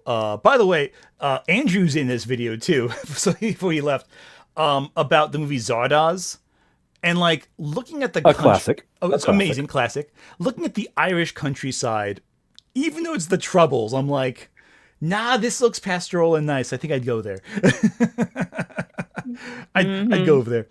So Scream 7, we were talking about this extensively. Kyla and Noah, do you have any thoughts on Scream 7? Oh, I go don't ahead. know. Oh, thank you. I didn't mean to cut you off there. That was my bad. I don't know. I'm kind of skeptical, honestly. I liked the one that was kind of like I guess a legacy sequel basically is the one, but they also kind of commented on legacy sequels. Mm-hmm. That one was pretty good. Yeah, so that's probably Scream 5, I think you're referring to specifically. Yeah, 5. Yeah. That's right. Thank you. Yeah. Scream 6 I liked a lot too. I thought it was even better than 5, but I'm also biased because I just love these. The first one is absolutely a classic. Easy, yeah. Yeah. Way better than it had any right to be, but then again, look at the pedigree. Yeah, look at Wes Craven working on your horror film. Exactly. That right there, you're good. Exactly. But Scream, Absolutely automatic gold. Well, one thing we mentioned with Scream 7 was the behind the scenes controversy. I gave the deep lore before about Scream 7 and why a lot of fans aren't excited, but yeah, I don't know about this one, guys. Also, Yeah. oh sorry, I cut you off there, Kyla. Oh Sorry. no, it's just you always run the risk, just in general to me, you always run the risk of just having the series kind of go off a cliff once you go past 3 movies. They have been fortunate enough to not run into this problem because they know what they are. They're very self-aware about what they're doing and like the story and how, the characters and have become a life of their own. So in general, I'm just kind of like, I don't know, y'all. This might be the one that pushes, but who knows? I mean, the new Final Destination did pretty good in that aspect to me. That's true. And although that one, it's sad because Tony Todd passed away like shortly after. Yeah, That's sad. Like, and you have you? I mean, Kyle, I assume you've seen Final Destination Bloodlines. Have you all seen Final Destination Bloodlines? I want to. It sounds amazing. So good. Yet another franchise I don't know anything about. Well, You know, I'm like, not I gonna thought lie. That's fit. I saw the first one. It was dumb, and I loved it. It was dumb but good. And then I hear about the new one, and I'm like, oh, I need to check that out.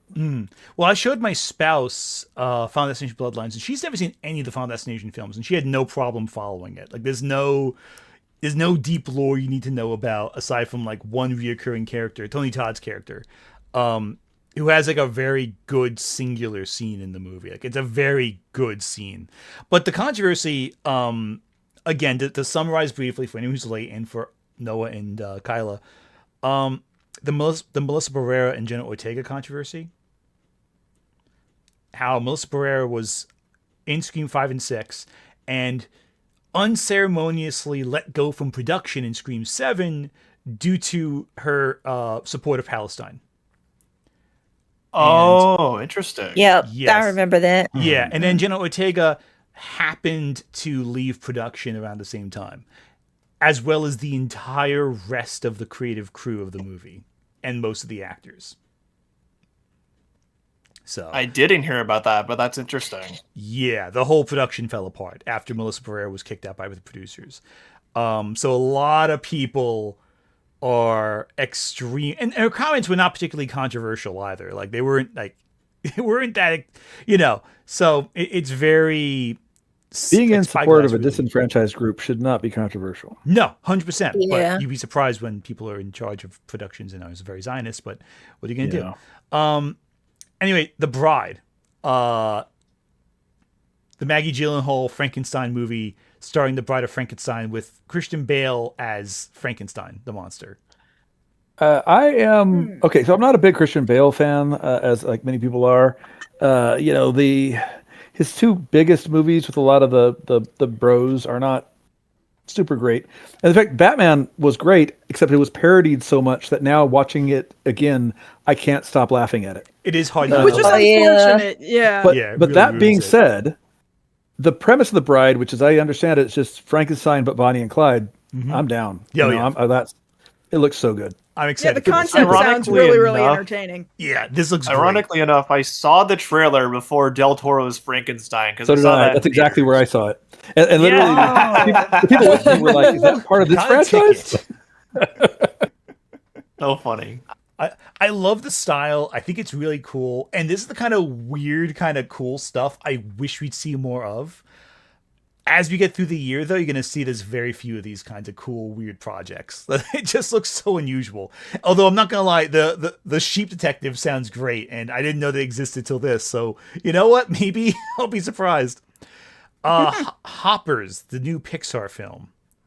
I think that actually Oh. looks good. It I'm looks looking good. forward to Yeah. it. This could looks be fun. I actually haven't seen anything about this. I don't know. I used to be The so trailer's up fun, it on just doesn't seem super animated original. trailers. This one looks really cute. Isn't it like he gets switched with a robot or like Well, yeah, She's like it's a basically robot Avatar, beaver. Avatar, yeah, but in the world of Bambi, kind of thing. there we Like, go. Sort of. Yeah. scientists Sort of. put their So they minds have- into.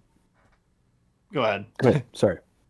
Oh, okay. So they, yeah, basically it's like she's a robot beaver. They have the Avatar joke in the trailer even. Yeah. And they're like, this is nothing like Avatar, which is pretty funny. But, Gotta acknowledge it. yeah, exactly. And there is like an environmentalist message, kind of like Avatar as well, which is very cool. Well, Very glad to see that. all I remember seeing was like a group of people pointing to like the one character in the trailer. I think who's like a fuller figured, I think Indian woman, I want to say, and like from India, the country, and Yeah. them going like, "This is the downfall of Western animation." Like, buddy, come. Oh yeah, I saw that one guy. Oh. Like there was that Other one human post where beings they showed existing. April Ugh. O'Neil. Yeah, that was from the Mutant one. Mayhem. Yeah, that one. It's so stupid. And I'm like, guys, even for racists, you guys got to chill a little bit. This is getting ridiculous. Seriously. Like I know The movie you're hasn't racist, even come but out it's yet. That's Yeah. stupid. At least wait for the movie to come to break box office records first, either for better or Right. worse. Well, I that think being they said, just think this is what they're supposed to be saying. That's also Okay. I was true. gonna say this 100%. is like the cave thing where it's like, oh, a shadow on the wall, it must be a DEI hire. Boo! And then, it's all because the first one describing the shadow is some podcaster. Yeah, 100%. Yeah. That are like I Critical Drinker, also- that's another story. I am hoping this film does okay because Pixar definitely has not been marketing a lot of their original movies as much, and that's obviously They intentional because like Mhm.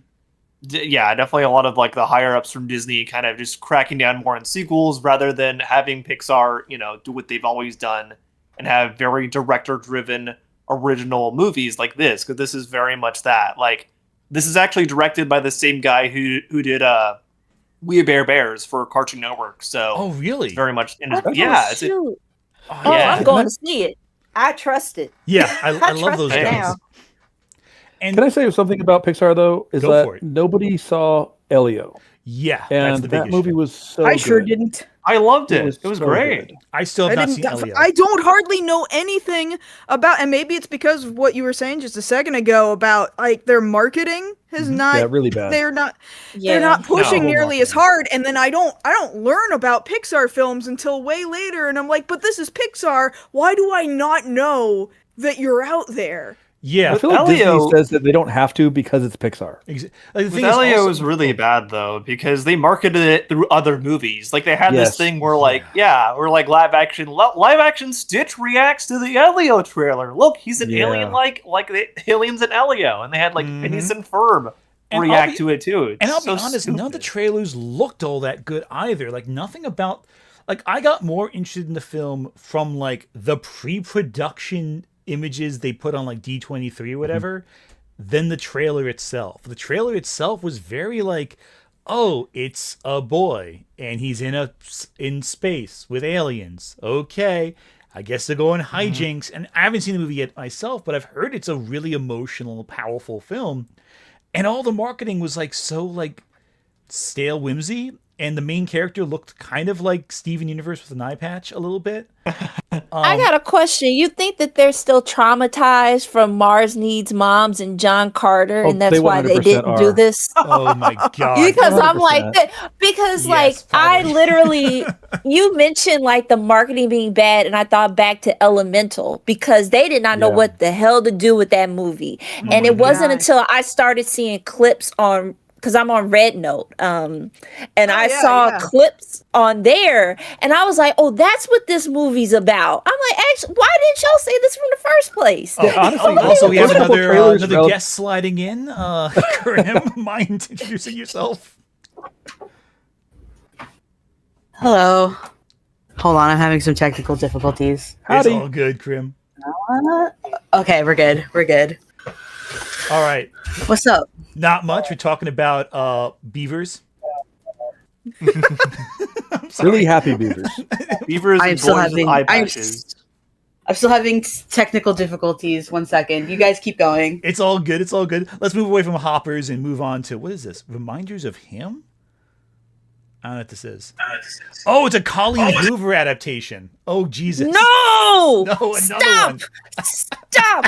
That's it. I'm putting up. This is a moratorium on Colleen Hoover. The madness must end. We have had enough. We have reached peak. Colleen Hoover. It's no. God damn it. But Kyla, the books are popular in TikTok.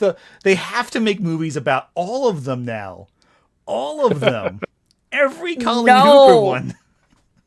No. If it's on You Book Talk, hoes it never must be learn. good. Yeah, that must be a token of quality. Colleen Hoover, those Yeah, have the to be quality good. of trash. Grade A basura. That's what that is. I just saw a comment in chat saying that Colleen Hoover is the Tyler Perry for white women. And I don't know, and they're not wrong. Yeah. Man, I screamed, and the mic did pick it up when you said, "Oh my God, you're right. You're right." So yeah, I think so far we've seen a couple trends emerge. There's a couple of really interesting movies between the blockbusters, but it's a lot of surefire hits, a lot of sequels, a lot of remakes. Well, not remakes so yet, and a lot of adaptations of very popular works like Colleen Hoover's body of work. Quote unquote popular. Oh no, they are popular. These are like Unfortunately. she is But popular doesn't mean good. no, so... it really doesn't. Exactly. She is currently outranking the Bible in terms of purchases, which total sales, I think. I am glad to say I'm out of the loop on that one. Colleen Hoover writes. See, that's why women's Jesus fiction. ain't coming back. Yeah, yeah. Jesus realizes he can't compete with Colleen Hoover's body of work. Apparently. Oh, she's also the producer of the film, and the leader of the project, and the co-writer of the screenplay. If I could play devil's advocate for a second. Yes, go for it. No pun intended. Oh yes. I I've heard not about Colin Hoover. Like, screw Colin Hoover. I meant the whole our 2026 movies cooked. Mm-hmm.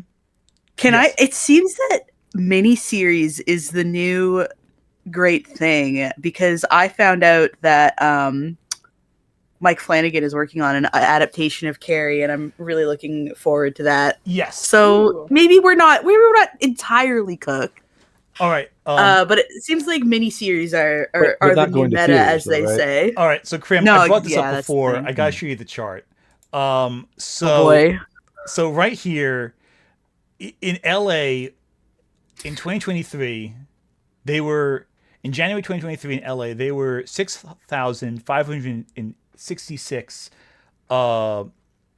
days of shooting in the month of January. Essentially, every day they were shooting. Right. Yeah.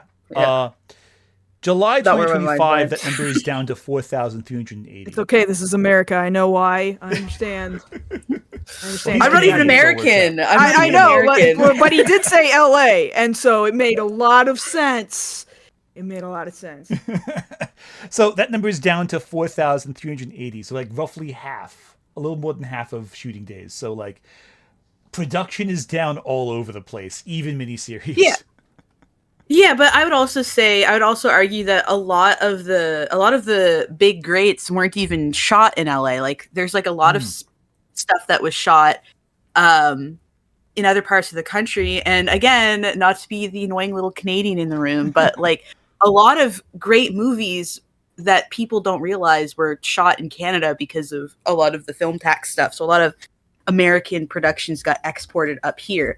I would say that things being shot within LA itself isn't necessarily an indicator that something bad's about to happen, but I do know that a lot of like indie production is ramping up a lot, and I think that smaller productions are also taking over a lot of the bigger projects that we have kind of gotten used to being centralized in LA because of things like the MCU. And I don't know if that's necessarily a bad thing. I just think that for a few years, things got really centralized because of big corporations. So, I don't know. Well, Disney's the only thing I'll say is... I'm sorry. I guess the only thing I'll say, because I live in LA, is just because the one negative that could come with it would be there is an ecosystem of just so many jobs that if these disappear, then all the people that live here to do that work are just going to be, I'm up in the air. I don't know what to do. And it's a bunch of people that you're not going to expect, like caterers and shit. You're just are just going to be like, what the hell happened to all of our work too? Just people you're not even thinking of. Mind you, that is not to say that all film ever across the whole world is going to die. It won't. It's kind of like anime introduced, during COVID, became more typical to do remote dubbing for voice acting, which is a good thing. It is ultimately a good thing. But boy, do I hope that people don't start losing jobs. Yeah, that's the part I was worried about. We had that discussion. I actually have some insight on that. Personal direct insight, because about a decade ago, I was working at a film studio when the film industry where I live shut down. So we used to have, like I said, we have this thing called the film tax credit, right? That we would get, and there was a really good one in Nova Scotia, and there's a lot of little movies that have been shot in Nova Scotia that, again, like you wouldn't realize. And when that happened, when our premiere, Stephen McNeil, fuck that guy, he decided to cut that tax credit. A bunch of the film productions that were going on here were like, okay, we're just going to leave now. And that left such like it was so damaging. I was out of a job. Because the film studio I was working at had hired me as an intern. The plan was to hire me full-time after that, but they couldn't even keep on their loyal staff. So like, there's no way in hell I was going to be kept. And then that affected like there is a Tim Hortons in Nova Scotia that for a long time was the most visited Tim Hortons in the whole country, outside of the one in the airport in Toronto, simply because of where it was on the highway, and it's not just film locations, right? Film productions that go through there, but places like that got affected. It's crazy the ripple effects that was felt after that tax credit got cut. Like, Trailer Park Boys pulled out of here for a while. This Hour Has 22 Minutes was kind of like shrank down a lot because a lot of it was filmed here. It was crazy. So if those jobs are really drying up in LA, I could say that Halifax is probably a microcosm of what could happen there, which is odd because Halifax is actually used as a testing market for a lot of other things. So it's kind of funny that like Halifax could be the testing market from 10 years ago of what could be happening in LA next year. So it's not going to be good if that's the case. It's a bummer. No, it's depressing. It's a bummer that you even had to go through that at all. That sucks. Yeah, I had to do like a complete career change. I ended up working like at a freaking call center for a while, and then I've done that. Yeah. It's just only now with YouTube that I've gotten back into the industry that I actually went to school for. So, which is incredible. It's just so wild because just one quick thing, because you mentioned tax credits, and that's one thing about why. And Karim, you could take a shot or something because I'm about to mention Chicago. But yeah, go for it. But we have a big tax credit here. I just looked it up. In Illinois, generally, it's 30% of production spending, and then 30% credit on Illinois salaries up to $500,000 per worker and more. Because like every time I go to work, I'll see a sign that says, "Oh, we're filming down here. We're filming down here," and I'm like, "How much are y'all getting to be like filming here all the time?" It seems, and it's really interesting to see kind of that go and evolve because we did have stuff filmed here, but it wasn't like, as frequent as it is now. Because I can list like 3 TV shows or 4 of them actually, and like a couple of movies and some other stuff that's just been down here this summer. And it's wild to think about like how much the city has made through all of that. And then if it just slowed down or stopped one day. Like that's massive. Also, can I just say right now how incredible it is that you're also experiencing this, and I'm like just the dumb person. I think it's just incredible. But no, I agree. It's deeply disturbing, and you're seeing also with like in Georgia, even how Disney used to film all their productions in Georgia. And then London offered them a better deal. They left, and then the entire like economy there kind of imploded. Well, now they're dependent on Tyler Perry down there because that's where he films. But very much all his stuff is in Atlanta. He has like a whole thiefdom studio down there. It all comes back to Tyler Perry. Wasn't there what was it a few years back that like the Georgia government did that made people also not want to be filming in Georgia? What specifically? Yeah, what specifically? What I don't remember. Well, there was something they did, and was it? The problem is Georgia has so many different things. That was where the bathroom bill thing came up, wasn't it? It might have been that. Sorry. And a bunch of I people were like, "Well, we're just not going to go back and do work there." I thought you guys were being sarcastic. Yeah, that was the bathroom bill one. Yeah. And the thing is that like at that point, people were willing to stand up and say, "Yeah, we need to stand up for people we're not going to stand for." Now, I almost feel like companies are being encouraged to go to places that have bathroom bills. So, I think it's also something to be said about like, while what happened in my province sucks severely, that was dependent on government decisions, and it was like there's like a lot of moving pieces, and a lot of people had their say. And while I ultimately think it was the bad decision, the fact of the matter is in LA. These decisions are all made by corporate entities, which I think is scarier because up here, a lot of art is subsidized by the government, and people can, bitch and moan about that all they want. But what it means is that there's a lot of really small studios that can keep the lights on with subsidies and explore and do unique things that a lot of American entities can't do because they're reliant on that corporate check, which means that they have to play it safe. That's why you get, like, obviously a lot of Canadian productions are hit or miss, but they are more free to swing widely because if it fails, they still have that government subsidy to keep the lights on. And a lot of these Los Angeles,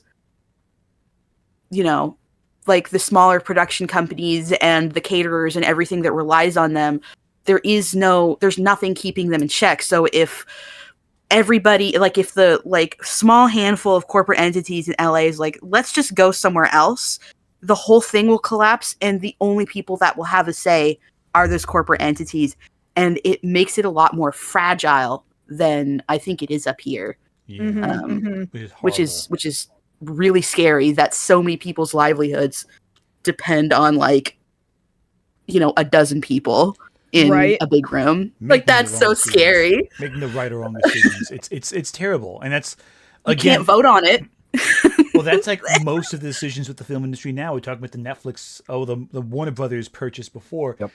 The people who decide that are like 3 or 4 people in a couple rooms, juggling over $100 billion around, and that's going to change entire economies. The entire industry will be shifted, with theaters especially, with propaganda machines. It's terrifying. Too much power, too much money, too few people. Exactly. Yeah. But real quick aside, I just looked at tomorrow's comic books. The cover of tomorrow's Action Comics has Superman carrying a sign that says "Notice of Foreclosure" across the whole cover, and I'm like, "Well, Jesus, that's prophetic." Like it's just because surely that's been in the works for a while. Well, no, but it's not literally. They're doing it. It's just for whatever the end gag is. But the timing is so unfortunate. But it feels very fitting, unfortunately. Yeah. Back to movies. A little less depressing. Why we're here? I feel like this is related. No, it is. It's entirely related. 100%. But I'm just thinking it's a little less depressing. But also more cynical. Here's one movie I'm really interested in seeing: Project Hail Mary. I definitely do want to see that as well. Yeah, look, right? I love sci-fi genre movies. I'm a massive fan. For some reason, I had just not paid attention to this, and then I saw a trailer, and I was like 100% in. So, and unfortunately, yes, it does. It looks like so much fun. The trailer I have an issue with because it spoils a little too much from the book.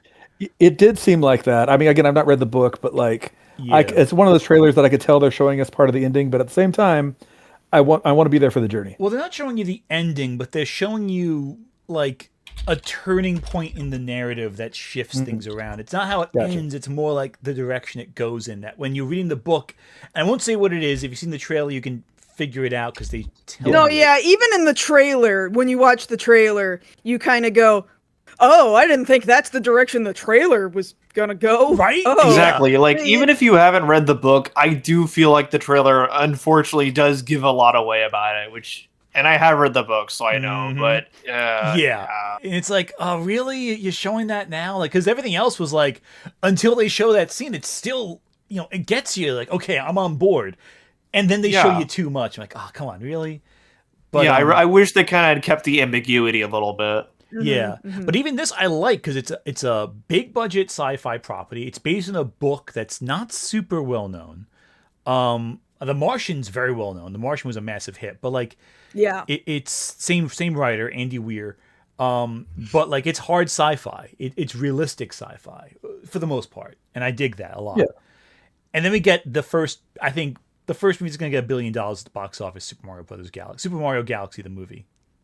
The first one was watchable. I mean, it wasn't super great, but I could see why, Well, what about those needle drops, though? Oh, God. Why? Okay, if they don't have more, actual music that they wrote and composed for the game from the games. They made the music. Why? The Mario movie wasn't great, but I'll be real, I think it was at least serviceable, which was, fine for me. It was better than the passable Minecraft movie, which I can now say I've seen. For real. It's not the worst thing Illumination has made.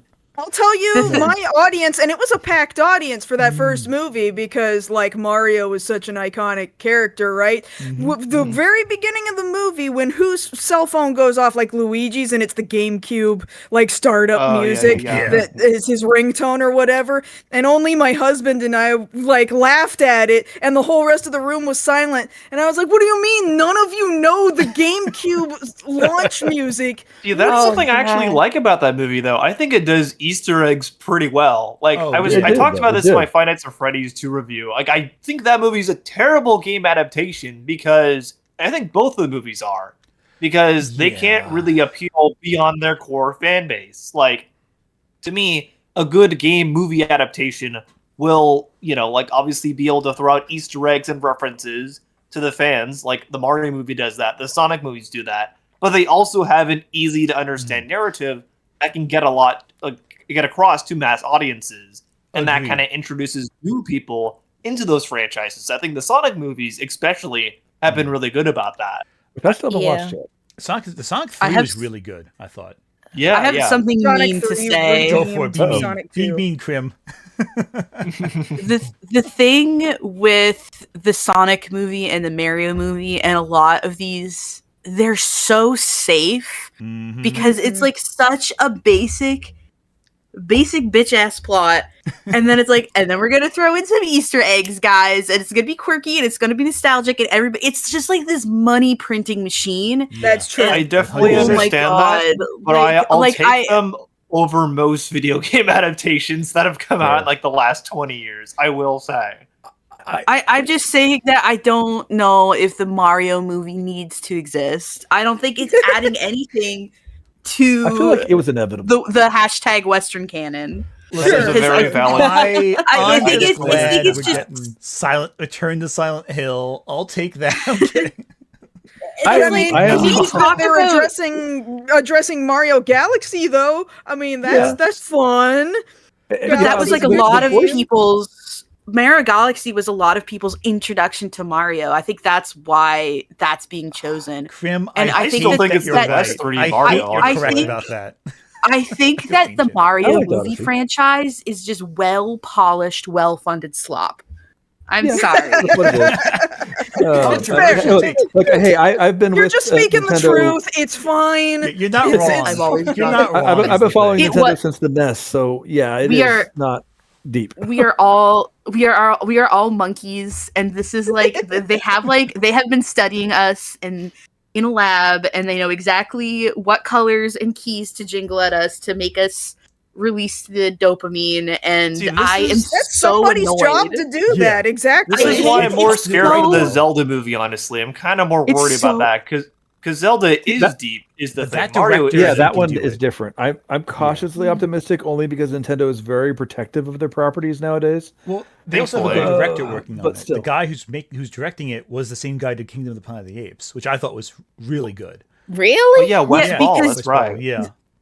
Zelda looks more risky than any other. Because you think about all of these things like your Wreck-It Ralphs and your Mario movies and your Sonic movies and your Smurfs movies and the Winnie the Pooh movie and the fucking trolls and like all of these things follow a certain pattern, and the Zelda movie isn't doing that. Yeah. So I'm like, what are you guys doing?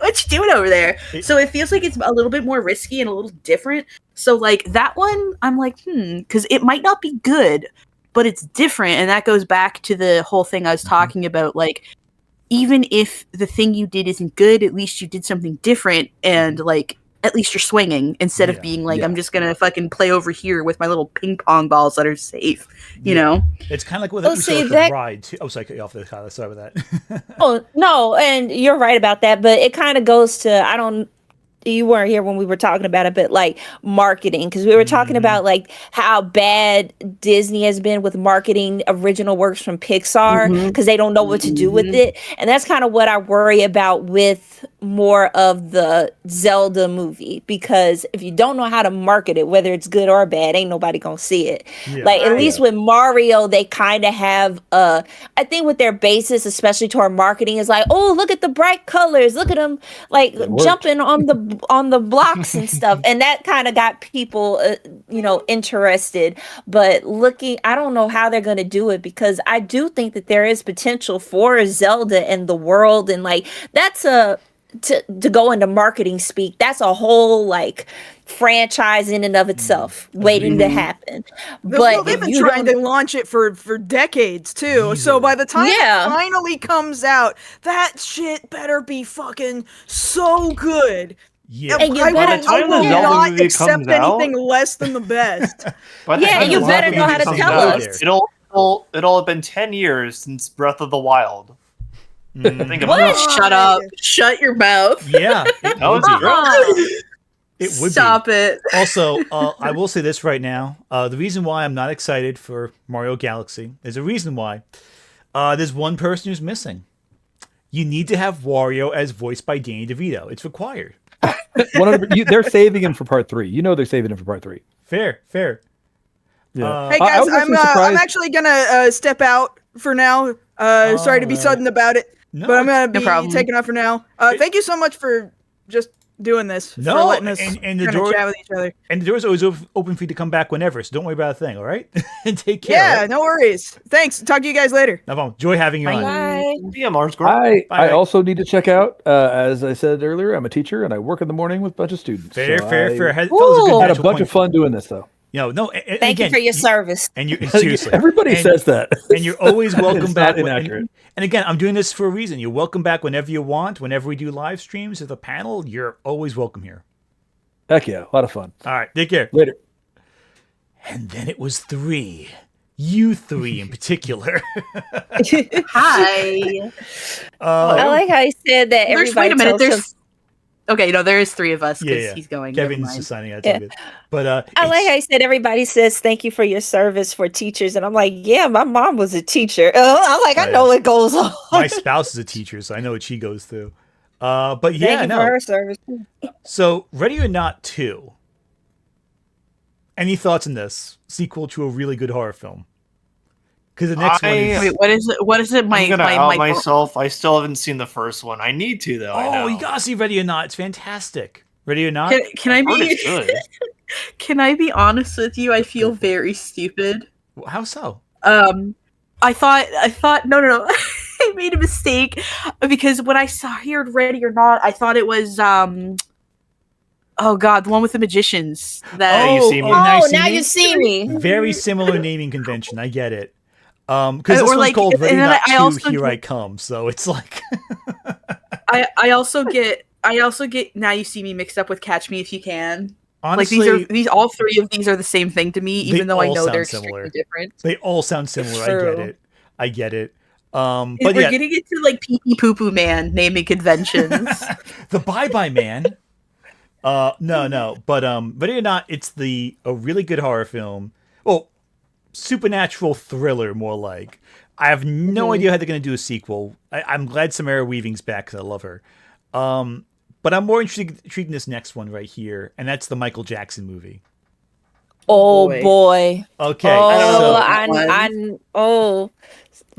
know that. So I've been seeing a lot of people make memes about it, and kind of like, I will say it's very interesting having one of the relatives play Michael.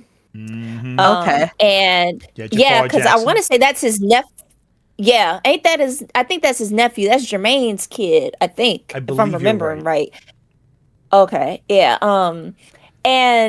But the problem is with having a family so involved in a biopic, you can also get some skewed views because there's a certain way they want the person to be depicted. Mm-hmm. So I'm kind of like, I wonder how truthful we'll get. Because of course we're going to get like the Joe Jackson of it all and like, the other controversial things. But like, how deep will we get with this movie, Yeah, that's the question, isn't it? That's the $1 million question.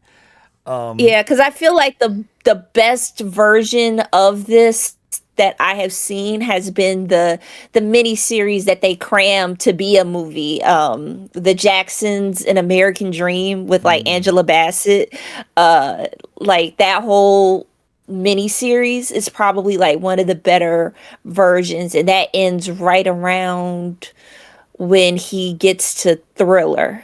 I want to say. And it's probably gonna go into like. They're not going to go into like the allegations. I don't think. I think they're going to stop before they get to that point in the storyline.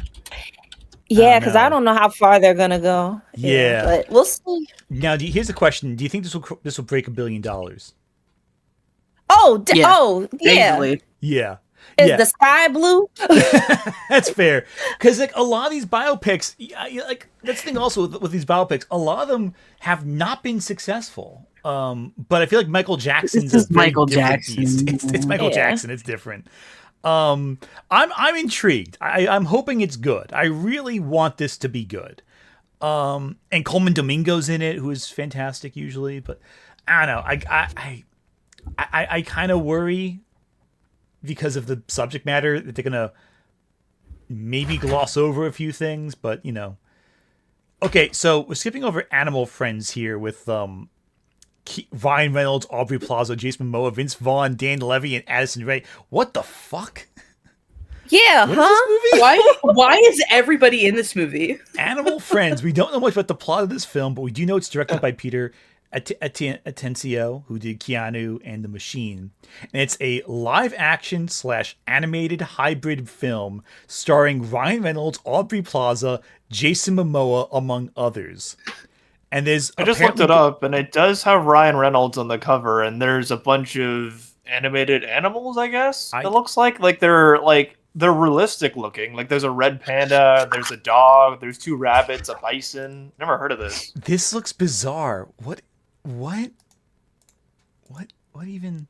Is this the new Dr. Dolittle or something? There's no official poster on Rotten Tomatoes, according to this, but the full cast includes Aubrey Plaza, Addison Rae, Dan Levy, Ellie Bammer. Maybe someone was high and they imagined this. Someone owed someone a favor, and watch it's gonna be successful. But I don't know, man. I don't know. I've never even heard of this. Yeah. Also, same day comes out Devil Wears Prada 2. We don't need this. I don't think this is necessary. We don't need that. One of the interesting things about it is that Sydney Sweeney is in this movie. I don't know if y'all knew that. She is. Wait, Devil Wears Prada? Devil Wears Prada too. Yep. Jesus. Shit. Oh, the movie's fucked then. I'm sorry. It's gonna. I know. There's This is giving me the same bad vibes that Freakier Friday is giving me, which I haven't watched yet, but looks Has anyone horrid. watched Freakier Friday? I don't know anyone who's seen Freakier Friday. Well, because they're so inexpensive, they make a profit. That's the thing. It's like they're mid-budget films. They can afford to be underwhelming at the box office and still trying to profit for Disney. I don't know how I feel about this because Devil Wears Prada 1 ends perfectly.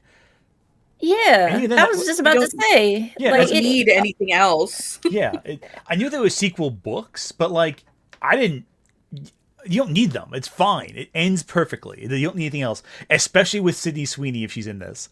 Though, I was doing research for an upcoming video, which, funny enough, will involve her in it, and I found out she was in this movie. I'm like, well, there goes this movie's box office. Yeah, I mean, at least Stanley Tucci's in it. I like Stanley Tucci in general, so he's got. I'm thinking about it now, especially in the current climate, because a lot of this kind of stuff about, the wealth inequality gap got people, really.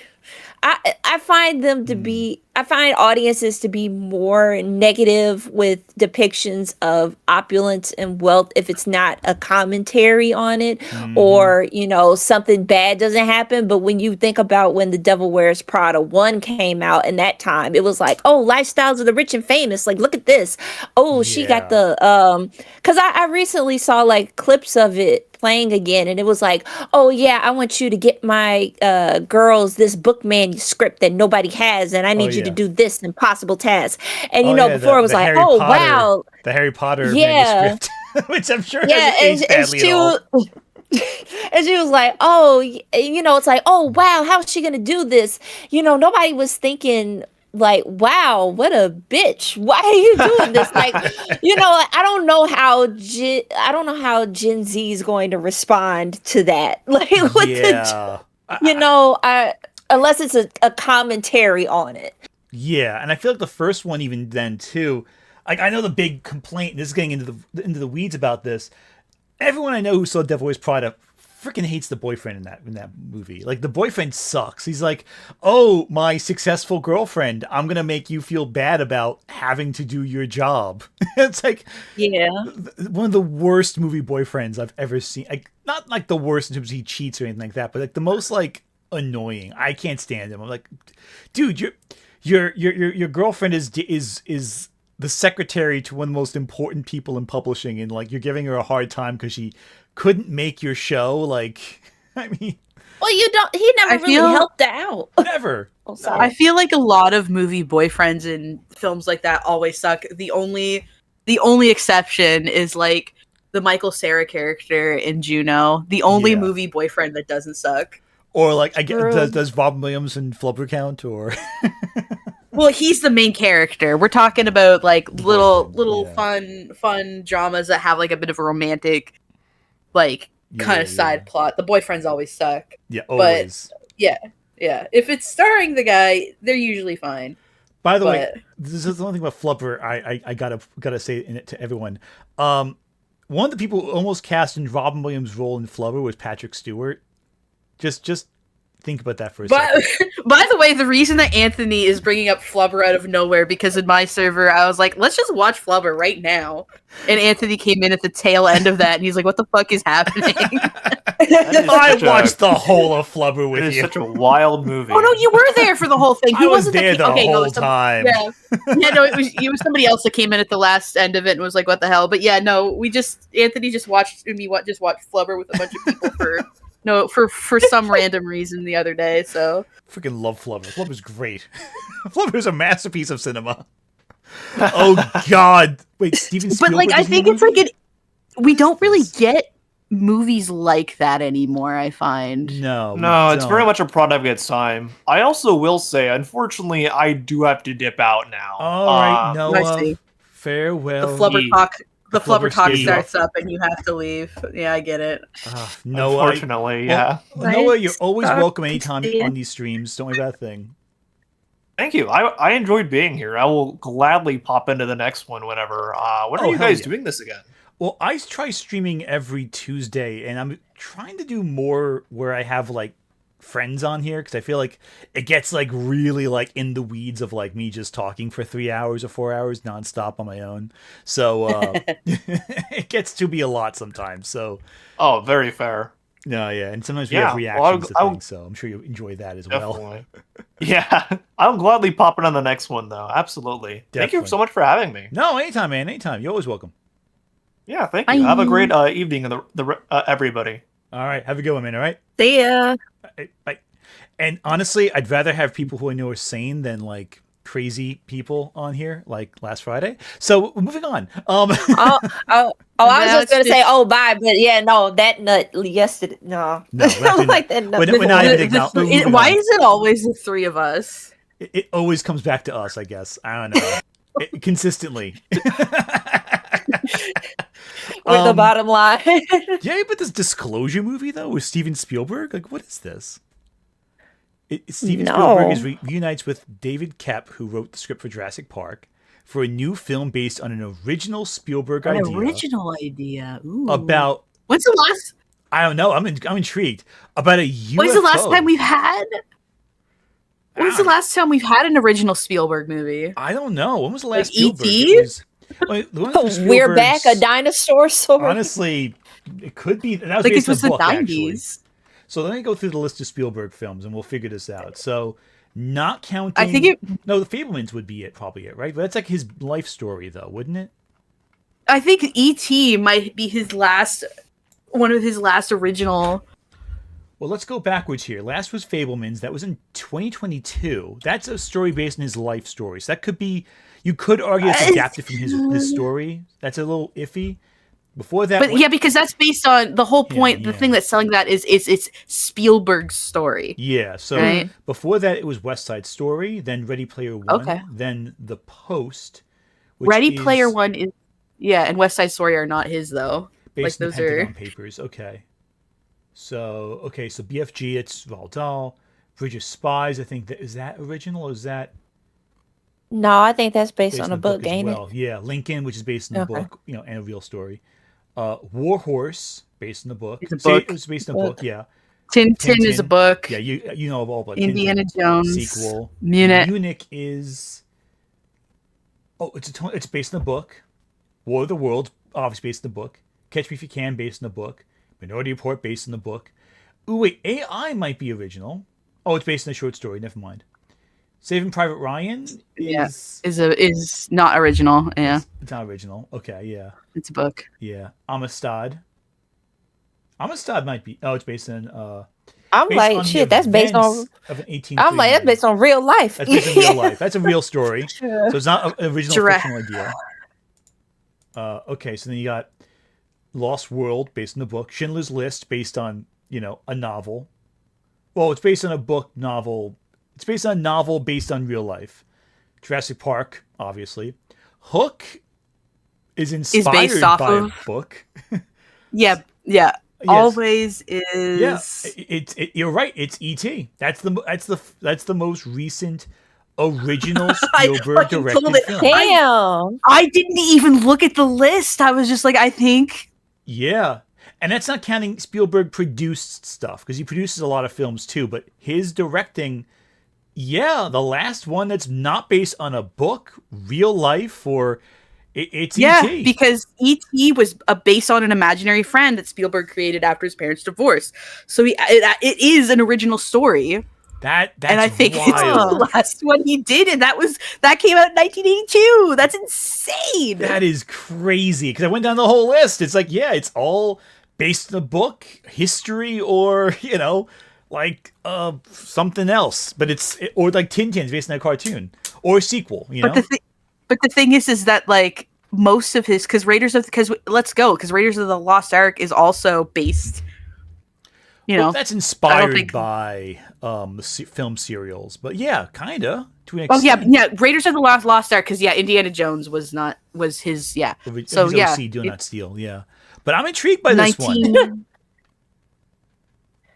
Oh, 1941, yeah, so- I'm not sure. I'm not sure if that one's an original one, but most of his stuff, 1941, pretty much I think, all is of it. original. Yeah, I think 1941 is Yeah, an so- original idea because that had Close Dan Encounters Aykroyd. of the Third Kind. That's original, and Jaws is original. Original. Well, Jaws is a book. Jaws is based on the book. Jaws is the a book. book. Yeah.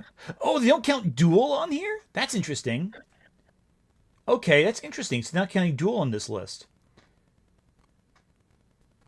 So like his first stuff, it was really not like They are. It is Duel. his first few films, other than Jaws, looks like they were original, and then he started doing adaptations and never looked back. After Wait a E.T. second. We missed one. We missed one. This one might be original. What is it? Okay, so it's based on real life, but it's partially inspired by a real story. The Terminal. Oh, that Tom Hanks movie about old that one boy might- that stuck one in the might airport. count. Yeah, that's partially inspired by a real story, but it's very different from that. Okay, there we go. That's an original story. Sort of. Sorta. Very sorta, kinda, maybe. But that's when we missed. Okay, so that's one.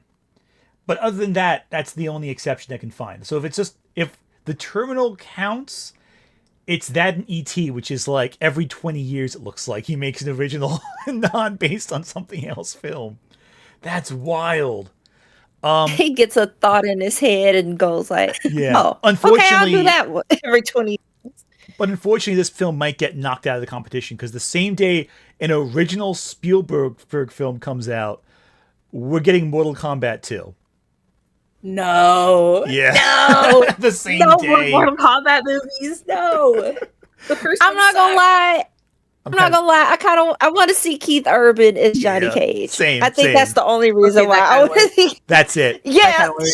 yeah. That's see, it for me. yeah. I kind of want to see like some kills. Oh, actually, I kind of like Hiroyuki Sanada. I want to see him back as Scorpion. But like beyond that, it's like we're talking like it's mostly Carl Urban as Johnny Cage. Yeah. And then the Because next I saw week, that trailer and I this was look- like, yes, this looks Carl. like this looks stupid, but I really want to see Johnny Cage back. And then after that, the next week after that, we get Star Wars, The Mandalorian, and Grogu. I have no strong feelings on this movie. I don't care about Star Wars anymore. I'm sorry. I'm it's not- just too much. I'm not even like that far off on you with that one. It doesn't get me like Andor does. Like Andor was excellent, but I don't really need a season 4 of It's the Man. again, of it's the Mandalorian. it's the money printing shit. Yeah, at least with Andor, it was Yeah. challenging. Also, Kylo did 100% Keith Urban. Yeah, you did. I'm sorry, it's Carl Urban. I'm sorry. Carl. Oh, sorry, Carl Urban. Yeah, my Keith bad. Urban's a different, Keith Urban. a I'm whole like, different isn't thing. he like a little old? Yeah, no, sorry. Got my Urbans mixed up. Yeah. But then we go on to June, and we get the Masters of the Universe again, Okay. being which was starring the guy from the gay White House movie as He-Man. This Stop. seems fitting. This is very fitting. I don't know. But I am so white, tired. and No, royal blue. stop with the freaking nostalgia. Stop it. Stop. Masters of the Universe starring, it- but he's starring an actor most known for being in a gay White House No. movie. No. Well, it's live action too, ain't it? It's live action. Yep. Yeah. Oh, Okay. it's doomed already. It's Yep. doomed. Uh, Like the Alison only Brie- reason why. Oh no. Okay, no, it's it doomed was- for a different reason. It's doomed for a different reason I just read. Oh, it's fucked. Oh no. Okay, so What? I looked at the rest of the cast list. Got Camila Mendez, Alison Brie, Idris Elba. But guess who the cast is Skeletor? No. Go ahead. Who is it? What's the worst case scenario of an actor to cast as Skeletor? Seth Rogen. Chris Pratt. Okay, neither of those guys. Worse than that. Um. Let me ask you a question. Who would want to play Skeletor? Who'd be the worst case scenario? I have no idea. Just No. out with it, man. Jared out with Leto. It. It's Jared Leto. No. It's dead. It's dead on arrival. I'm No! sorry. No. It's like, can't he Somebody said Mark Wahlberg. Shut the fuck up. That would also be bad. That would also be bad. But that'd be a funny bad. This is just Yeah. a sad bad. This is like Jared Leto, stop Like- killing everything. Stop showing up. Ezra Miller would This is also that- be bad, but like differently.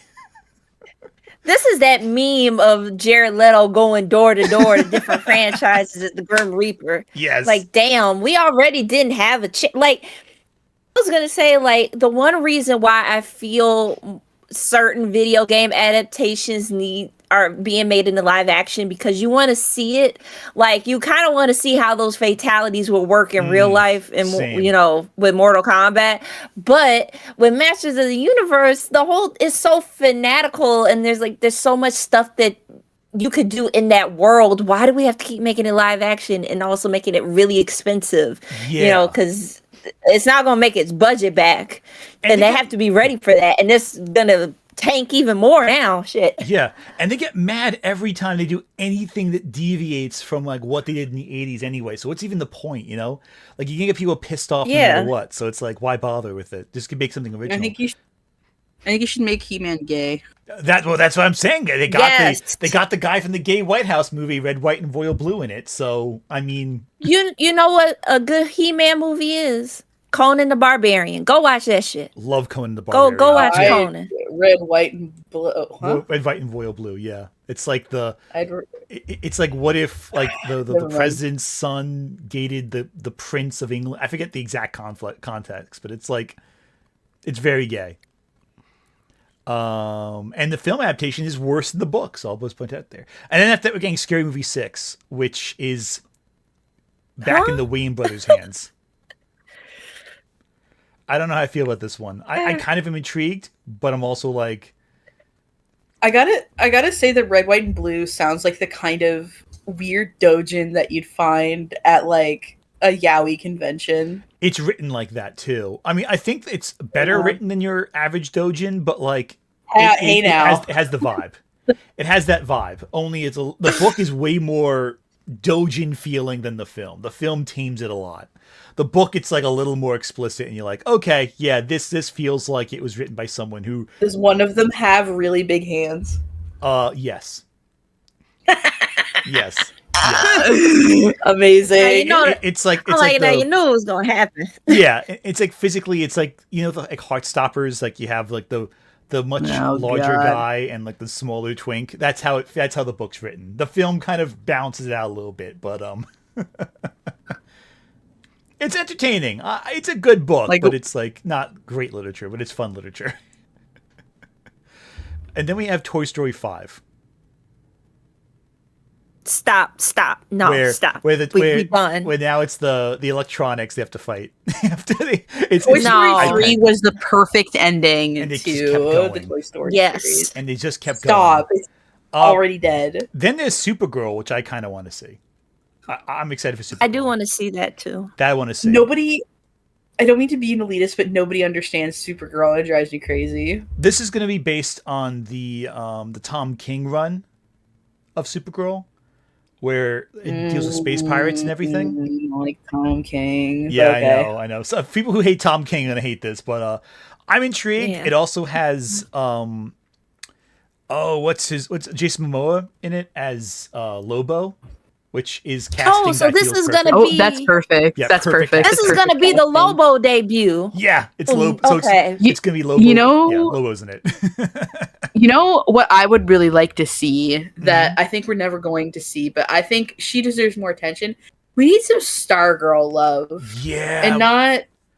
And not what's been going on recently. We need to go back to basics, get some Stargirl in there.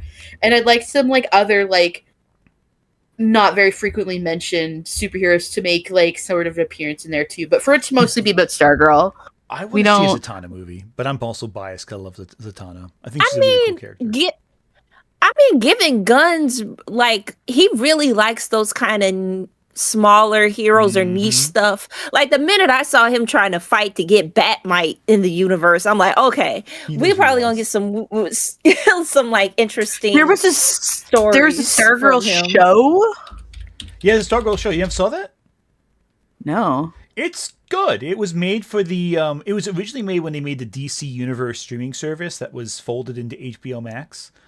Okay. It's good. It was made around the same time they made the Swamp Thing. Oh, it's created by Jeff Johns. Ugh. Yeah, I mean he produced everything. Sorry, I don't like Jeff Johns. I think a lot of people. I don't think he can write. I don't think he can write kids. Krim, you're in good company here in the not loving Jeff Johns department. I think. Kyle, I'm not sure what your strong feelings are about Jeff Johns or not, but I feel like he's kind of like the fast food equivalent of comic writing. I was gonna say I could take him or leave him. Yeah, honestly, nothing special. The only character that I've ever liked his writing for was Tim Drake, and he's basically a mini adult. So yeah, well, Jeff Johns did a lot with Green Lantern, though unfortunately my opinions of that are colored thanks to Kyla and my mutual best friend Ethan Van Sciver. Clearly. Again, those are adult characters. I don't know why they keep on giving him kids, because he doesn't know how to write kids. No. He's like, I'm going to make them adults. And it's like, that doesn't work for every character. And I feel like Stargirl is one of them. He also can't write Wonder Woman either. At least not in the New 52 especially. He can't really write women, and he can't really write kids. No. By the way, after Supergirl comes out, we get another major blockbuster that's going to make $1 billion. Oh boy! Minions 3. Kill the little yellow butt plugs. I hate them. And then we get Moana the next week after that. The live-action Moana, based on the film Moana. Already? That's not even a decade old yet.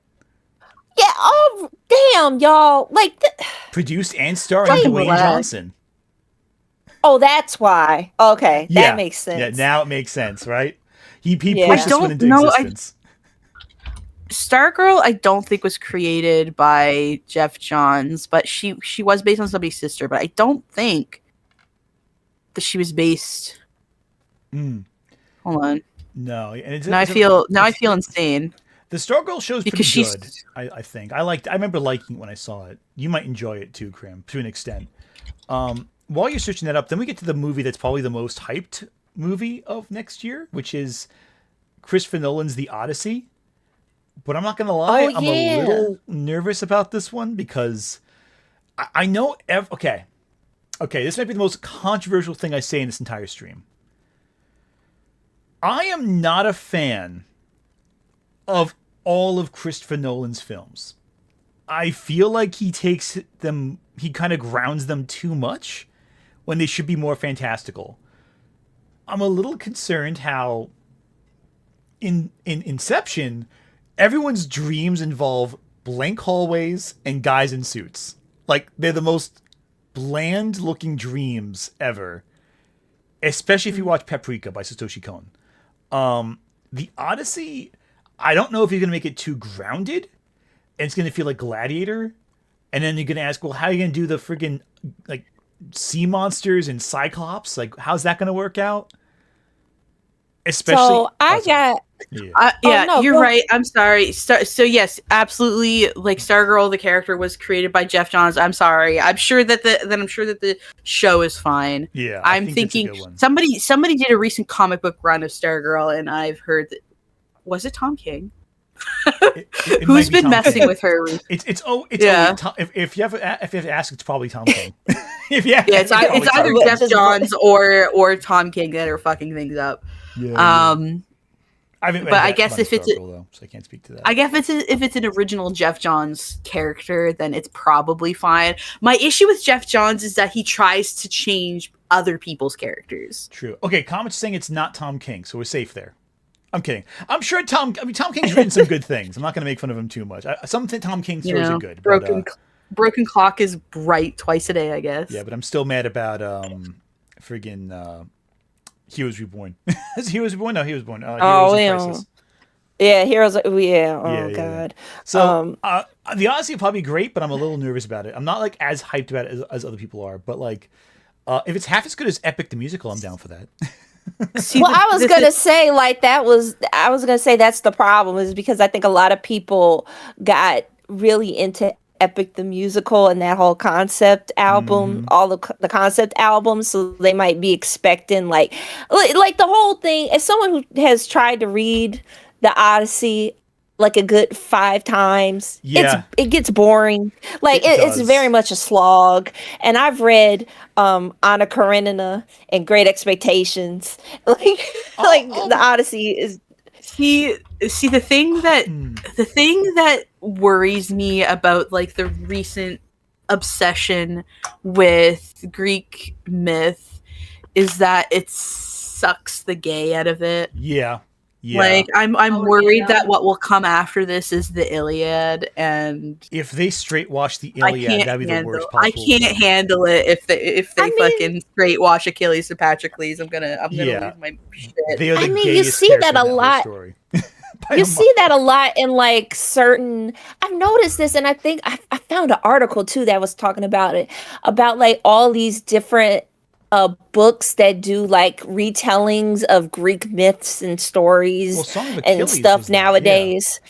Yeah. Song of Achilles, Circe. There's like a whole bunch of them. I can't even name them right off the bat because there's so many. But it's like part of a trend now, and I don't know what the audience expectation will be, because you're right. Nolan likes to ground his work. So if he makes a historical epic, that's, he's going to make it a historical epic even though it's based on a myth. Yeah. Like it might not be as fantastical as y'all are thinking it will be. Like, would you actually see Poseidon? Probably not. I don't know. I think it might just be like the storm starts acting up and he thinks he's hearing Poseidon. Like, I don't know. But it could be like Noah. It could be like the Noah movie where you have the rock angels who show up. Just materialize around him. We gotta make our fairy tales manly and tough. Right. Yeah, we gotta make Noah a badass who punches people hard in the face, and it's Russell Crowe, and his dad's Hannibal Lecter, and his daughter's Hermione.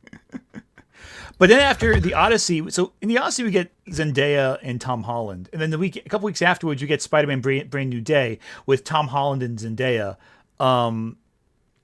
I am very excited for Spider-Man Brand New Day. because I love Me too. all Spider-Man stuff. I want to see. Far From Home, the ending like inspired a bit of hope in me, and it's like maybe we're going to go back to form for Spider-Man. Mm-hmm. So yeah, I honestly, I kind of think the MCU Spider-Man movies are decent and good. Shut up. I like them. They're good. My issue is it's not with Spider-Man, it's with Tony Stark. I think Tony Stark sucks. I'm the #1 Tony Stark hater, and I hate the whole what if Peter Parker was Tony Stark's little pet?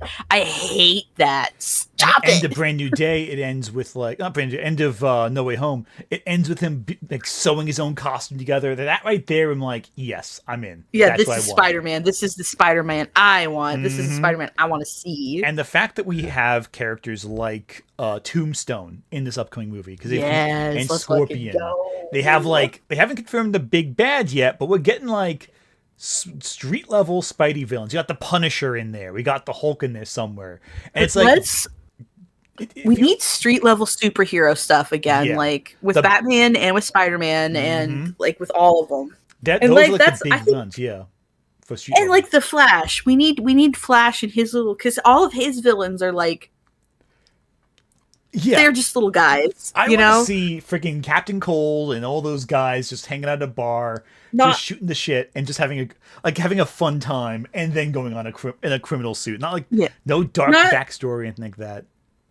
Well, not every superhero movie needs to be like, oh, it's the end of the world and everything's being destroyed. Oh my god, oh no! Like, I mean. Stares at 9/11. Thanks, guys. But I feel like that kind of brought in this age of every evil person in a superhero movie has to be bringing about this apocalyptic event instead of just being like a thug on the street. Yeah, and I think you kind of have to justify I think it's because a lot of studios like we have to have a big spectacle. Like, what's the big spectacle going to be? Because it has to be a movie blockbuster. Every movie has to be a blockbuster nowadays, and it's like not really. Just calm down. Scale. It can be very like I was watching the other day. I was watching. It was on TV. Hitch. What's the Will Smith superhero movie where he's. I Am Legend. Oh. No. What was it? Hancock. Hancock. Yeah, Hancock. Yeah. And I'm like, the movie works until the third act. Until you get to the end of the world stakes, it works. It's like a story about a burnout who's drunk and depressed, and it's him getting his life together. And then they make it into a heroic, epic film, and then the whole film falls apart. But until they get to that, it's really interesting. Somebody in chat said that Hulk is a weird character to put in with Spider-Man, but like I don't know. I guess y'all are too young to remember. Hulk and Spider-Man used to get paired off together all the time. Hell, Green Goblin, there's so many. Yeah, Green Goblin's there's so many first specials. Appearance. Well, Green Goblin's first appearance, it gets interrupted by the Hulk. The Hulk takes over the entire half of the Green Goblin's first appearance because they wander into a cave and up there's the Hulk, and then Spider-Man has to deal with the Hulk. It's a big thing. They're also very similar because they're two humans that got affected. They're mutates rather than mutants, because they like an event happened to them and it turned them into what they are now. And they're both have like very similar. They're both equally goofy. You know, this guy has spider powers, and this guy he turns into a big green muscular dude whenever he gets angry. Like those are both fucking goofy. So they go well together, I think, and I think and I also maybe I agree. Somebody says, "Give me my OG ship." You're based for that, dude. You mean whoever the OG said ship that, of Spider-Man and Human Torch? Then yeah. Oh no! Somebody said Brainiac 5 is Supergirl. I thought they were saying Hulk and Spider-Man, but that's fair. But I want to see Human Torch and Spidey hang out. Also, Punisher's a great supporting character for a Spider-Man story because he's such a direct foil to who Spider-Man is on every level. Yeah, and I love that. It's a good reminder that he is one, because I have a feeling that people, especially with him having his own solo show and him with Daredevil, like we need a reminder, like he's an anti-hero on good days. Yeah, he's a villain in the best stories. He starts off trying to kill Spider-Man. It's his first storyline. He's tricked into trying to kill Spidey, and that's like, you need that. It's I don't know. Okay, moving on from here, we get into the... What the frick is this? Flowervale Station? Flowervale Street? Made by the guy who made It Follows and J.J. Abrams? Starring It has Anne Hathaway. Why is and Anne McGregor? Hathaway in a bunch of shit this year? This is the year What of the Anne hell? Hathaway. What is... It was originally going to come out 2025, but was pushed back by Final Destination Bloodlines. Jesus. So it's a completely finished movie. It's been delayed a year. Also, Well, forget about that. We got Paw Patrol. Paw Patrol. Paw Patrol, the Dino Propaganda, movie. yippee! I love my fascism dogs. Will never die. Paw Patrol's back, baby. And it's one of the few things Paramount is putting out this year. With Jennifer Hudson? And Fortune... What? Gotta get them. What is Gotta get them this? paw bucks. Seriously. Oh, Can I? yeah? Can I? In the wake of this depressing Paw Patrol thing, Yeah. can I share with you guys some news that I'm very excited by? Yes, go for it. We're getting a new Stargate series for the first time since 2012. Yes, that I'm so excited for. I'm happy about that. Damn. I'm so happy. Yeah. Amazon bought the rights like I think a year ago now, and they finally were like, yeah, we're making something. We're so doing it. We're doing it. I don't think it's going to come out in 2026. They're probably going to film into 2027, I imagine. But Stargate is coming back. It is real, and I'm excited as hell. Also, hang on, what the frick is this? Thread, an Insidious Tale starring Mandy Moore and Kumail Nanjiani? Wait, what? An Insidious movie with Mandy Moore and Kumail Nanjiani. I love Mandy Moore. I love both of them, but I'm like, in an Insidious sequel? Without It sounds like we just making shit up now. You see, it feels like right? It feels like a fake movie. I don't believe this exists. Oh yeah, the Clayface thing. Michael Flanagan's also. Sorry, it's also being worked on by Mike Flanagan. That was the other 2026 thing that I was like. I know he's doing something else in 2026, but like, yeah, that's it. I'm excited. I'm excited. This one looks really good. I cannot wait. It's based off of the original animated, like the Bruce Timm, which is such a great introduction episode. of him. Such a great freaking introduction to the character. I'm excited. I'm really excited. Flanagan's not directing it, but he wrote the script and he's producing it. Yep. So I'm excited. And then we have The Legend of Aang, The Last Airbender, an animated movie sequel to Avatar that takes place before Korra, with them as adults. And Dave Bautista's in it. Oh. And it's an animated film. Dante Bosco, let's go. No, Dante. Dante Bosco, I think, might be the only guy. Is Dante Bosco coming back? I forgot if he was. It says starring he's there, him, so. but I thought he was like not in it. Okay, I might have misheard that then. Okay, that's cool then. And then we get Street Fighter, the movie with 50 Cent as Balrog. let me read this cast. Get over that shit. Let me read this cast here for those who don't know about the cast for Street Fighter the movie 2026. Noah Centineo as Ken, Andrew Koji as Ryu, Jason Momoa as Blanca, Roman Reigns as Akuma. Roman Reigns as Akuma. Oh shit, I gotta see it. Kalina Leong, who was in Bad Geniuses and Presence as Chun-Li, 50 Cent as Balrog, Andrew Schultz as Dan Beaky. Oh God, David Dashmalin, the Polka Dot Man, and the guy from Late Night with the Devil as M. Bison. Oh, he's M. Bison. Cody Rhodes is Guile. Yeah, I was gonna say Cody Rhodes is in it too, but I didn't know. Oh, okay. Oh my God! I was gonna see it for the meme of 50 Cent and Cody Rhodes, but then I was like, "Oh, Roman Reigns! I'll have something good to look at during the movie." But now hearing about this, I'm like, okay. Oh, I have do you want go see it gets crazier.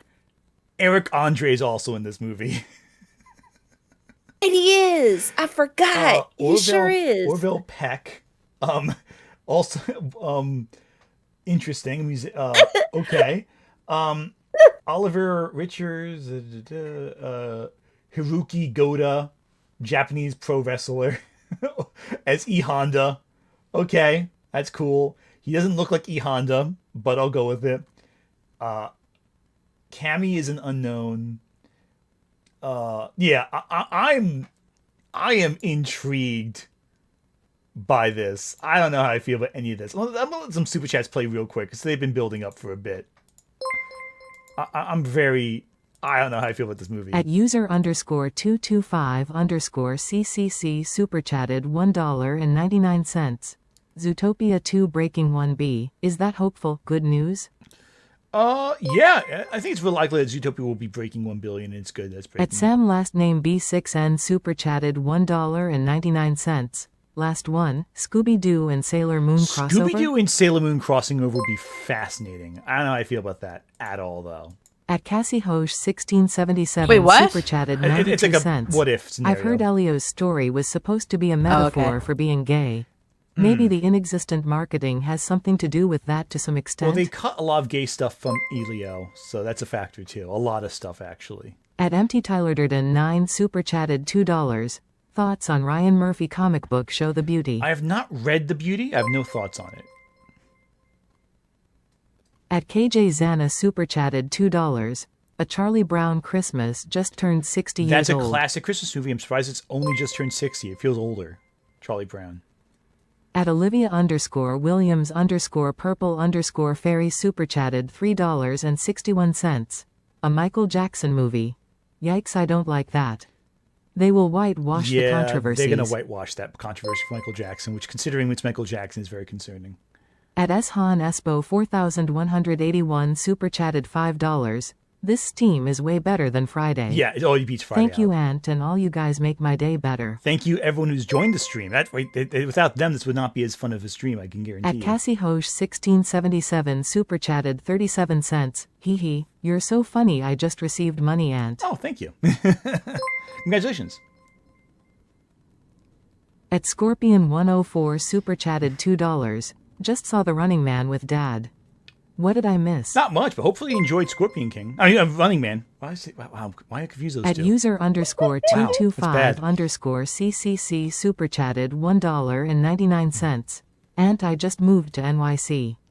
Hope it's fun. See you around. Hope you enjoyed New York City. I can't guarantee you'll see me too much because it's a massive city, but good luck. At Shyem Ferguson 6595 super chatted $5. I'm late but gonna say only reason why I want Netflix to win the merger, we might get closure for some Cartoon Network series aka Teen Titans, PP Girls. If we get some closure for Powerpuff Girls and Teen Titans, that'd be great, but Netflix buying At WB is Olivia still not good. Williams_purple_fairy super chatted $5.05. He-Man was created because they were stuck with Conan the Barbarian toys after losing the Oh, that's a merchandise good point. They rights. were stuck with Conan toys. Okay, that makes more sense. When he did He-Man. Okay. At Cassie Hosh 1677 super chatted 92 cents. While we're talking about the whole Greek mythology craze, there's a whole subgenre of Hades and there Persephone was. books kickstarted by Funkcastle or Olympus. There were a lot of Hades and Persephone books, that is true. And Lore Olympus is a whole thing. At user_225_CCC super chatted $1.99. Black Cat in Brand New Day? Black Cat's not going to be in Brand New Day. Guarantee it. It's not going to happen. At Stabster 9366 super chatted $1.44. Oh yeah. Flower Vale is apparently a dinosaur movie. A secret dinosaur movie that could have happened this year but was delayed till next year? Jesus. At Cassie Hollywood. Hosh Get your act together. 1677 super chatted $1.84. Ant, you're laughing now about the Paw Patrol movie BC You're a Dad Now.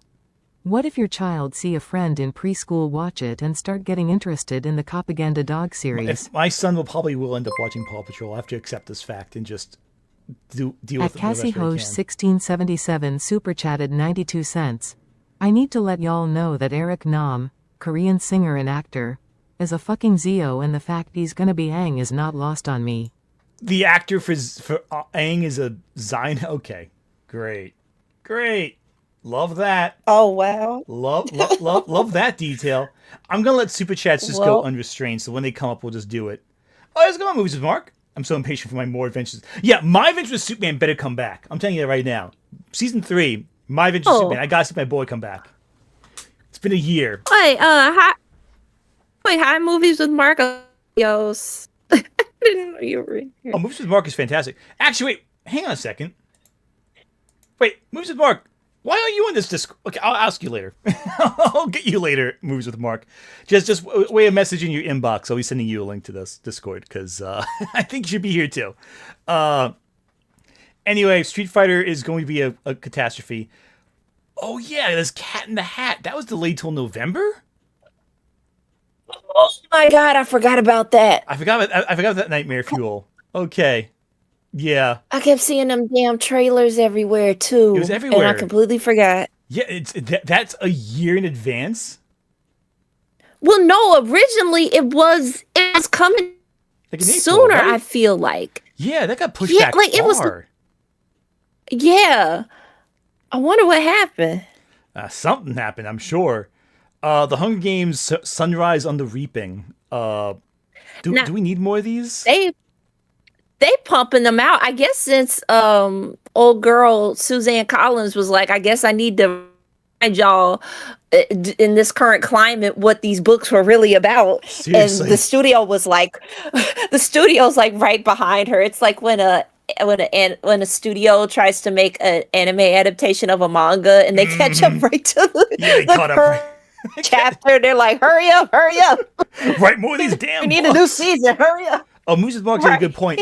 Maybe the goat. Maybe the Dr. Seuss guys feared the goat. Oh, Good point. Actually, a good point. I didn't think of that. That's a good point. Good point. Yeah. By the way, do you know that the goat screwed over the movie Him? Really? Yeah, the movie Him was originally going to be called The Goat, and then they realized they may have to change it because of copyright reasons, or because it was just too similar to the kids' movie. And they'd have like kids coming to see the football horror film and thinking it was like about like, you know, fun animals and stuff like that. All right, then December we got the big hitters. We got Violent Night 2 starring David Harbour as Santa Claus.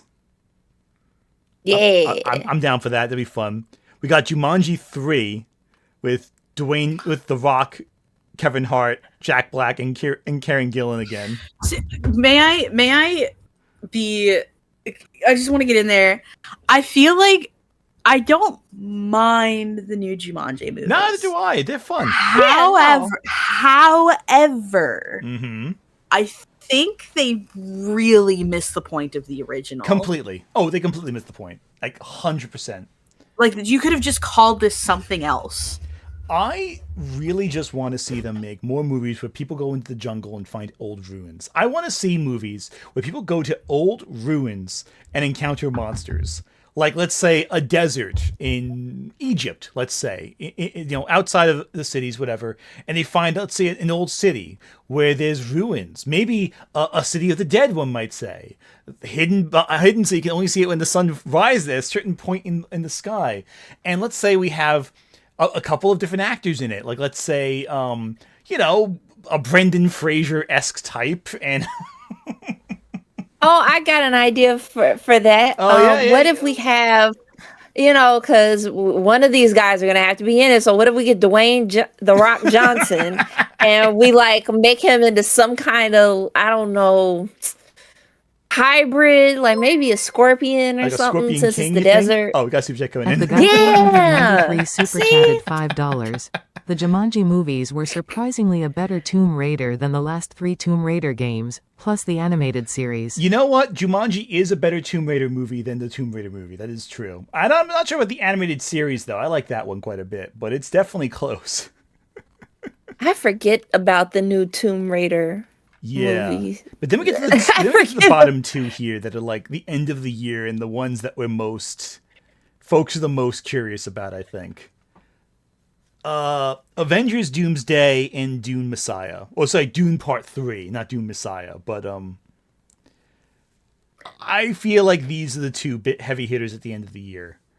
And All right, I have a controversial I Yes. have a controversial future thing. be controversial. I Let's do don't it. think Avengers Doomsday is going to come out next year. You don't think so? And I say this because given and I'm basing this on a couple of things, but mainly kind of confirmation from James Gunn on his experience working in Marvel and how he said, I can't remember, but he said something like it's hard to work on a movie when the script ain't finished. Or it was like stuff kept changing so much, and actors would get there and they'll be like, oh, the line changed to this, but not like the normal way, like, you know, you workshop it or like, you know what, I'm going to change this one line today. Let's run through, see how it goes. Like, no, this stuff is being like haphazardly put together. And I can only imagine what that's like on a regular movie, like Marvel movie, but we're talking about the big ensemble movie like Endgame or like the first Avengers was. I just think it's going to be too big of a mess, and they're going to push it back to probably early 2027. Like, something in my gut is telling me that it's going to be a hot mess. And they're going to try to like 6 months already. Like, that's already happened to an extent.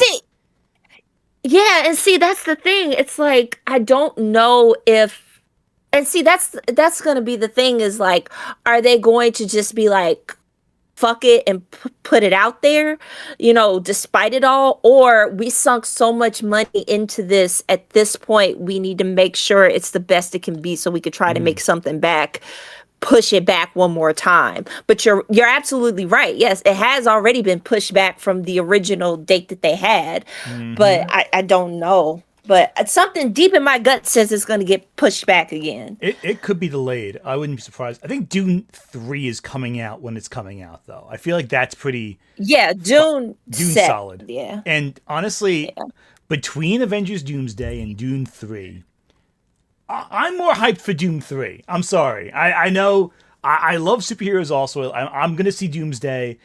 But Dune 3 is... Dune is consistently one of the single greatest works of science fiction ever created. And I am all on board for more Dune. I think the first two Dune movies have been some of the best science fiction in decades. Dune Messiah, the book. Have you read Dune Messiah? Because it's batshit insane. Dune. There you go. Dune I need to read Dune. Oh, Dune Messiah is nuts. It is crazy. It is batshit insane. At Nina Einstein 2006 super chatted $5.05. Ironically, since Rode Jr. is now playing Doom, he also actually auditioned to be Doom in the first Fox Fantastic Four film. And really enjoy your vids. Thank you so much. But yeah, no, he was auditioning for Dr. Doom back in 2005. And actually, it's funny, Jessica Alba just came forward about like another statement recently about how humiliating being in those Fantastic Four films was for her. It's unfortunate. It's very depressing to see. But Doom Messiah, I am excited for, though I am cautiously excited for Avengers Doomsday as well. Like, for me, Spider-Man is the one for me, actually, of the four superhero films coming out next year, it goes Spider-Man, Clayface, Supergirl, Avengers Doomsday. Bizarrely, you know? It could be Avengers Doomsday is the best film in the whole MCU, for all I know. It could be amazing. But for me, I know for a fact Spider-Man, I'm going to love every second of it.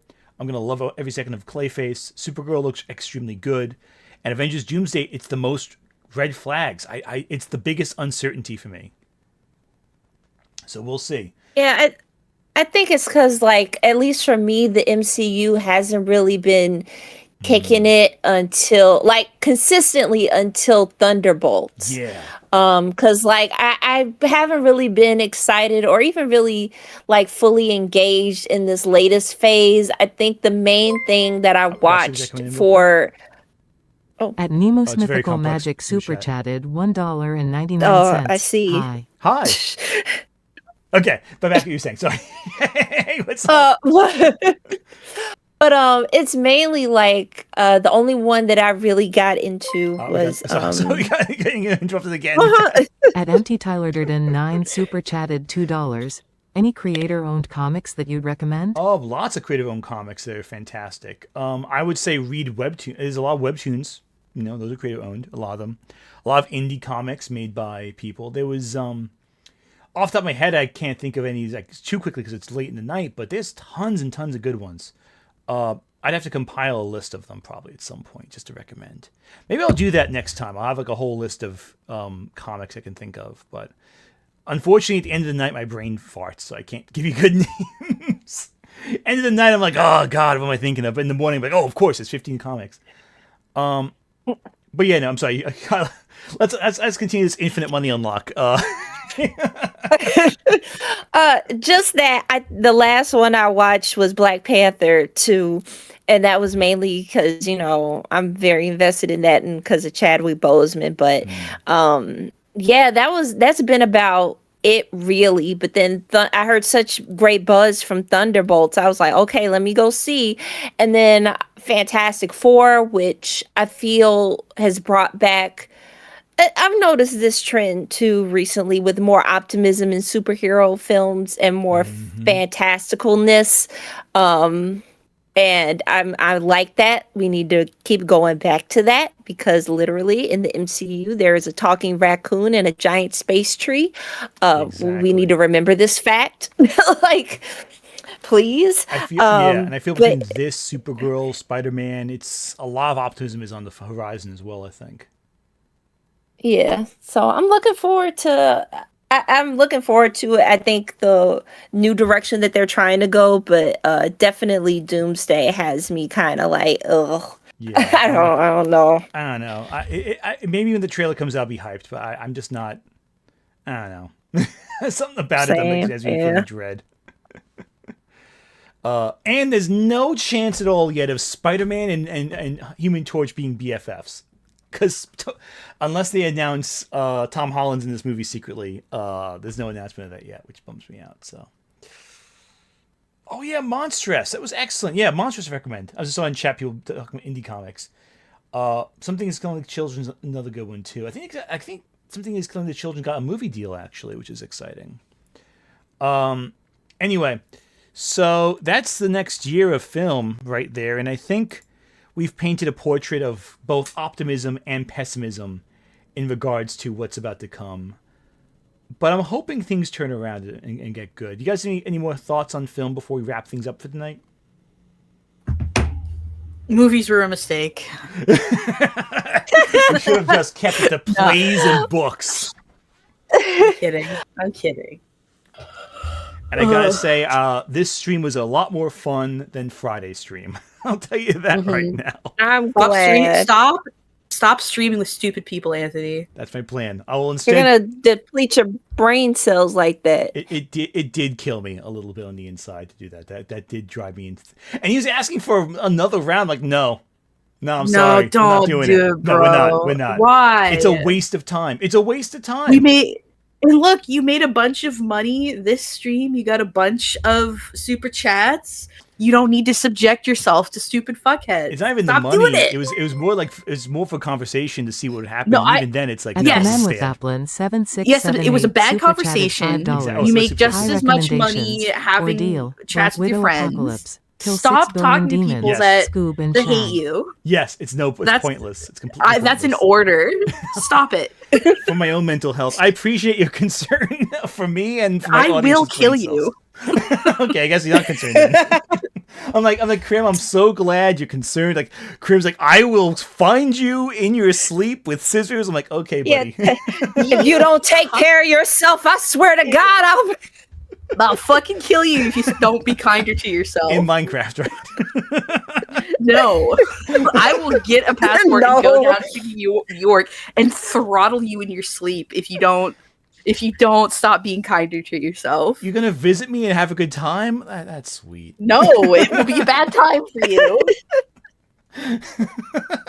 You ever see that one Key and Peele sketch where it's like the text messages where it's like are you for real, man? Like, are you for it's like the back and forth, like Where they're like, Yeah. like one of them thinks they're being silly and cute, and the other one is like taking it really seriously. Yeah, that's what I'm. That's what I'm feeling this is like. like, let's go. I don't care, man. Whatever. Like, whatever. As this conversation was going like that direction, I think. Ooh, what we got here? At user _225_CCC super chatted $1.99. Hopecore movies are great. Yes. We'll outlive that guy. Yes. Also, gotta say, if that movie that's done by the It Follows guy is a dinosaur movie, I'm going to go first in line. That sounds cool as hell. I'm glad that looking at... Oh, and by the way, they didn't mention the one film I'm most excited for next year. I'm going to tell you guys right now, there is a movie coming out next year that I'm excited for more than any other one. It's called Werewolf. And it's being directed by Robert Eggers. And it's about 13th century England. And there's a giant werewolf. And of course, like all Robert Eggers films, has Willem Dafoe and Ralph Ineson in it. Because of course it does. I was gonna say, there he is. There we go. All right, I'll be there. I'll be there. It's Willem Dafoe and Ralph Ineson in a werewolf movie. I'm in. God damn it, I'm in. I mean, who else? I'll endure Aaron Taylor Johnson in it, and Lily Rose Depp's actually really good. She was excellent in Nosferatu, but she was like really good. Like I'd argue that I'm more interested in seeing her act than her father by a mile. That does remind me, though. Before we get out of here, I saw the new Knives Out movie in theaters this past weekend. I still gotta see it. I thought it was good. It was kind of like, I will say, I did notice more because now we've had 2 of these movies I know to be looking for stuff.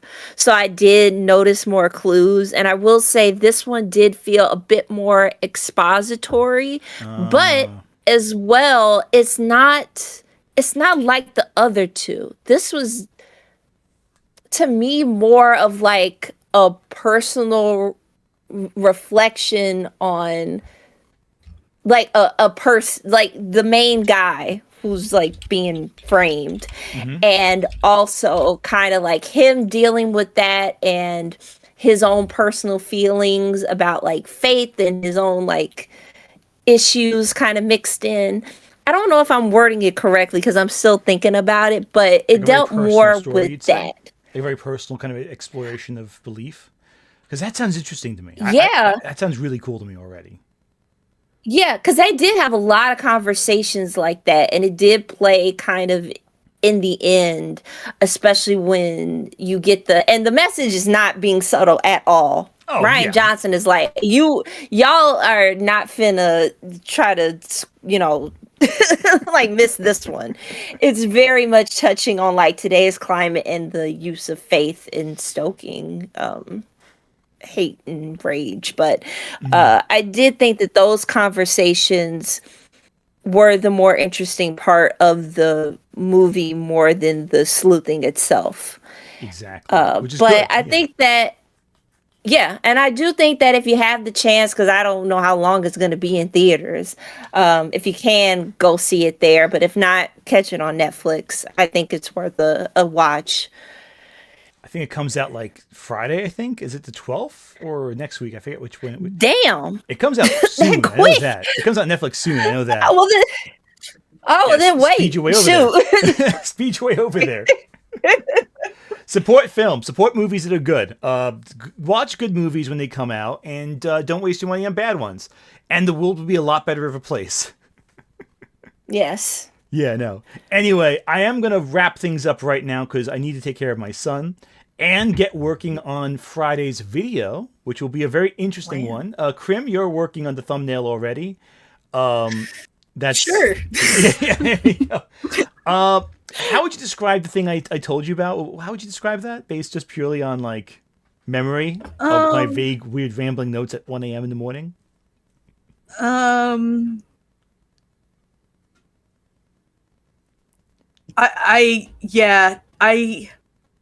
You didn't give me anything.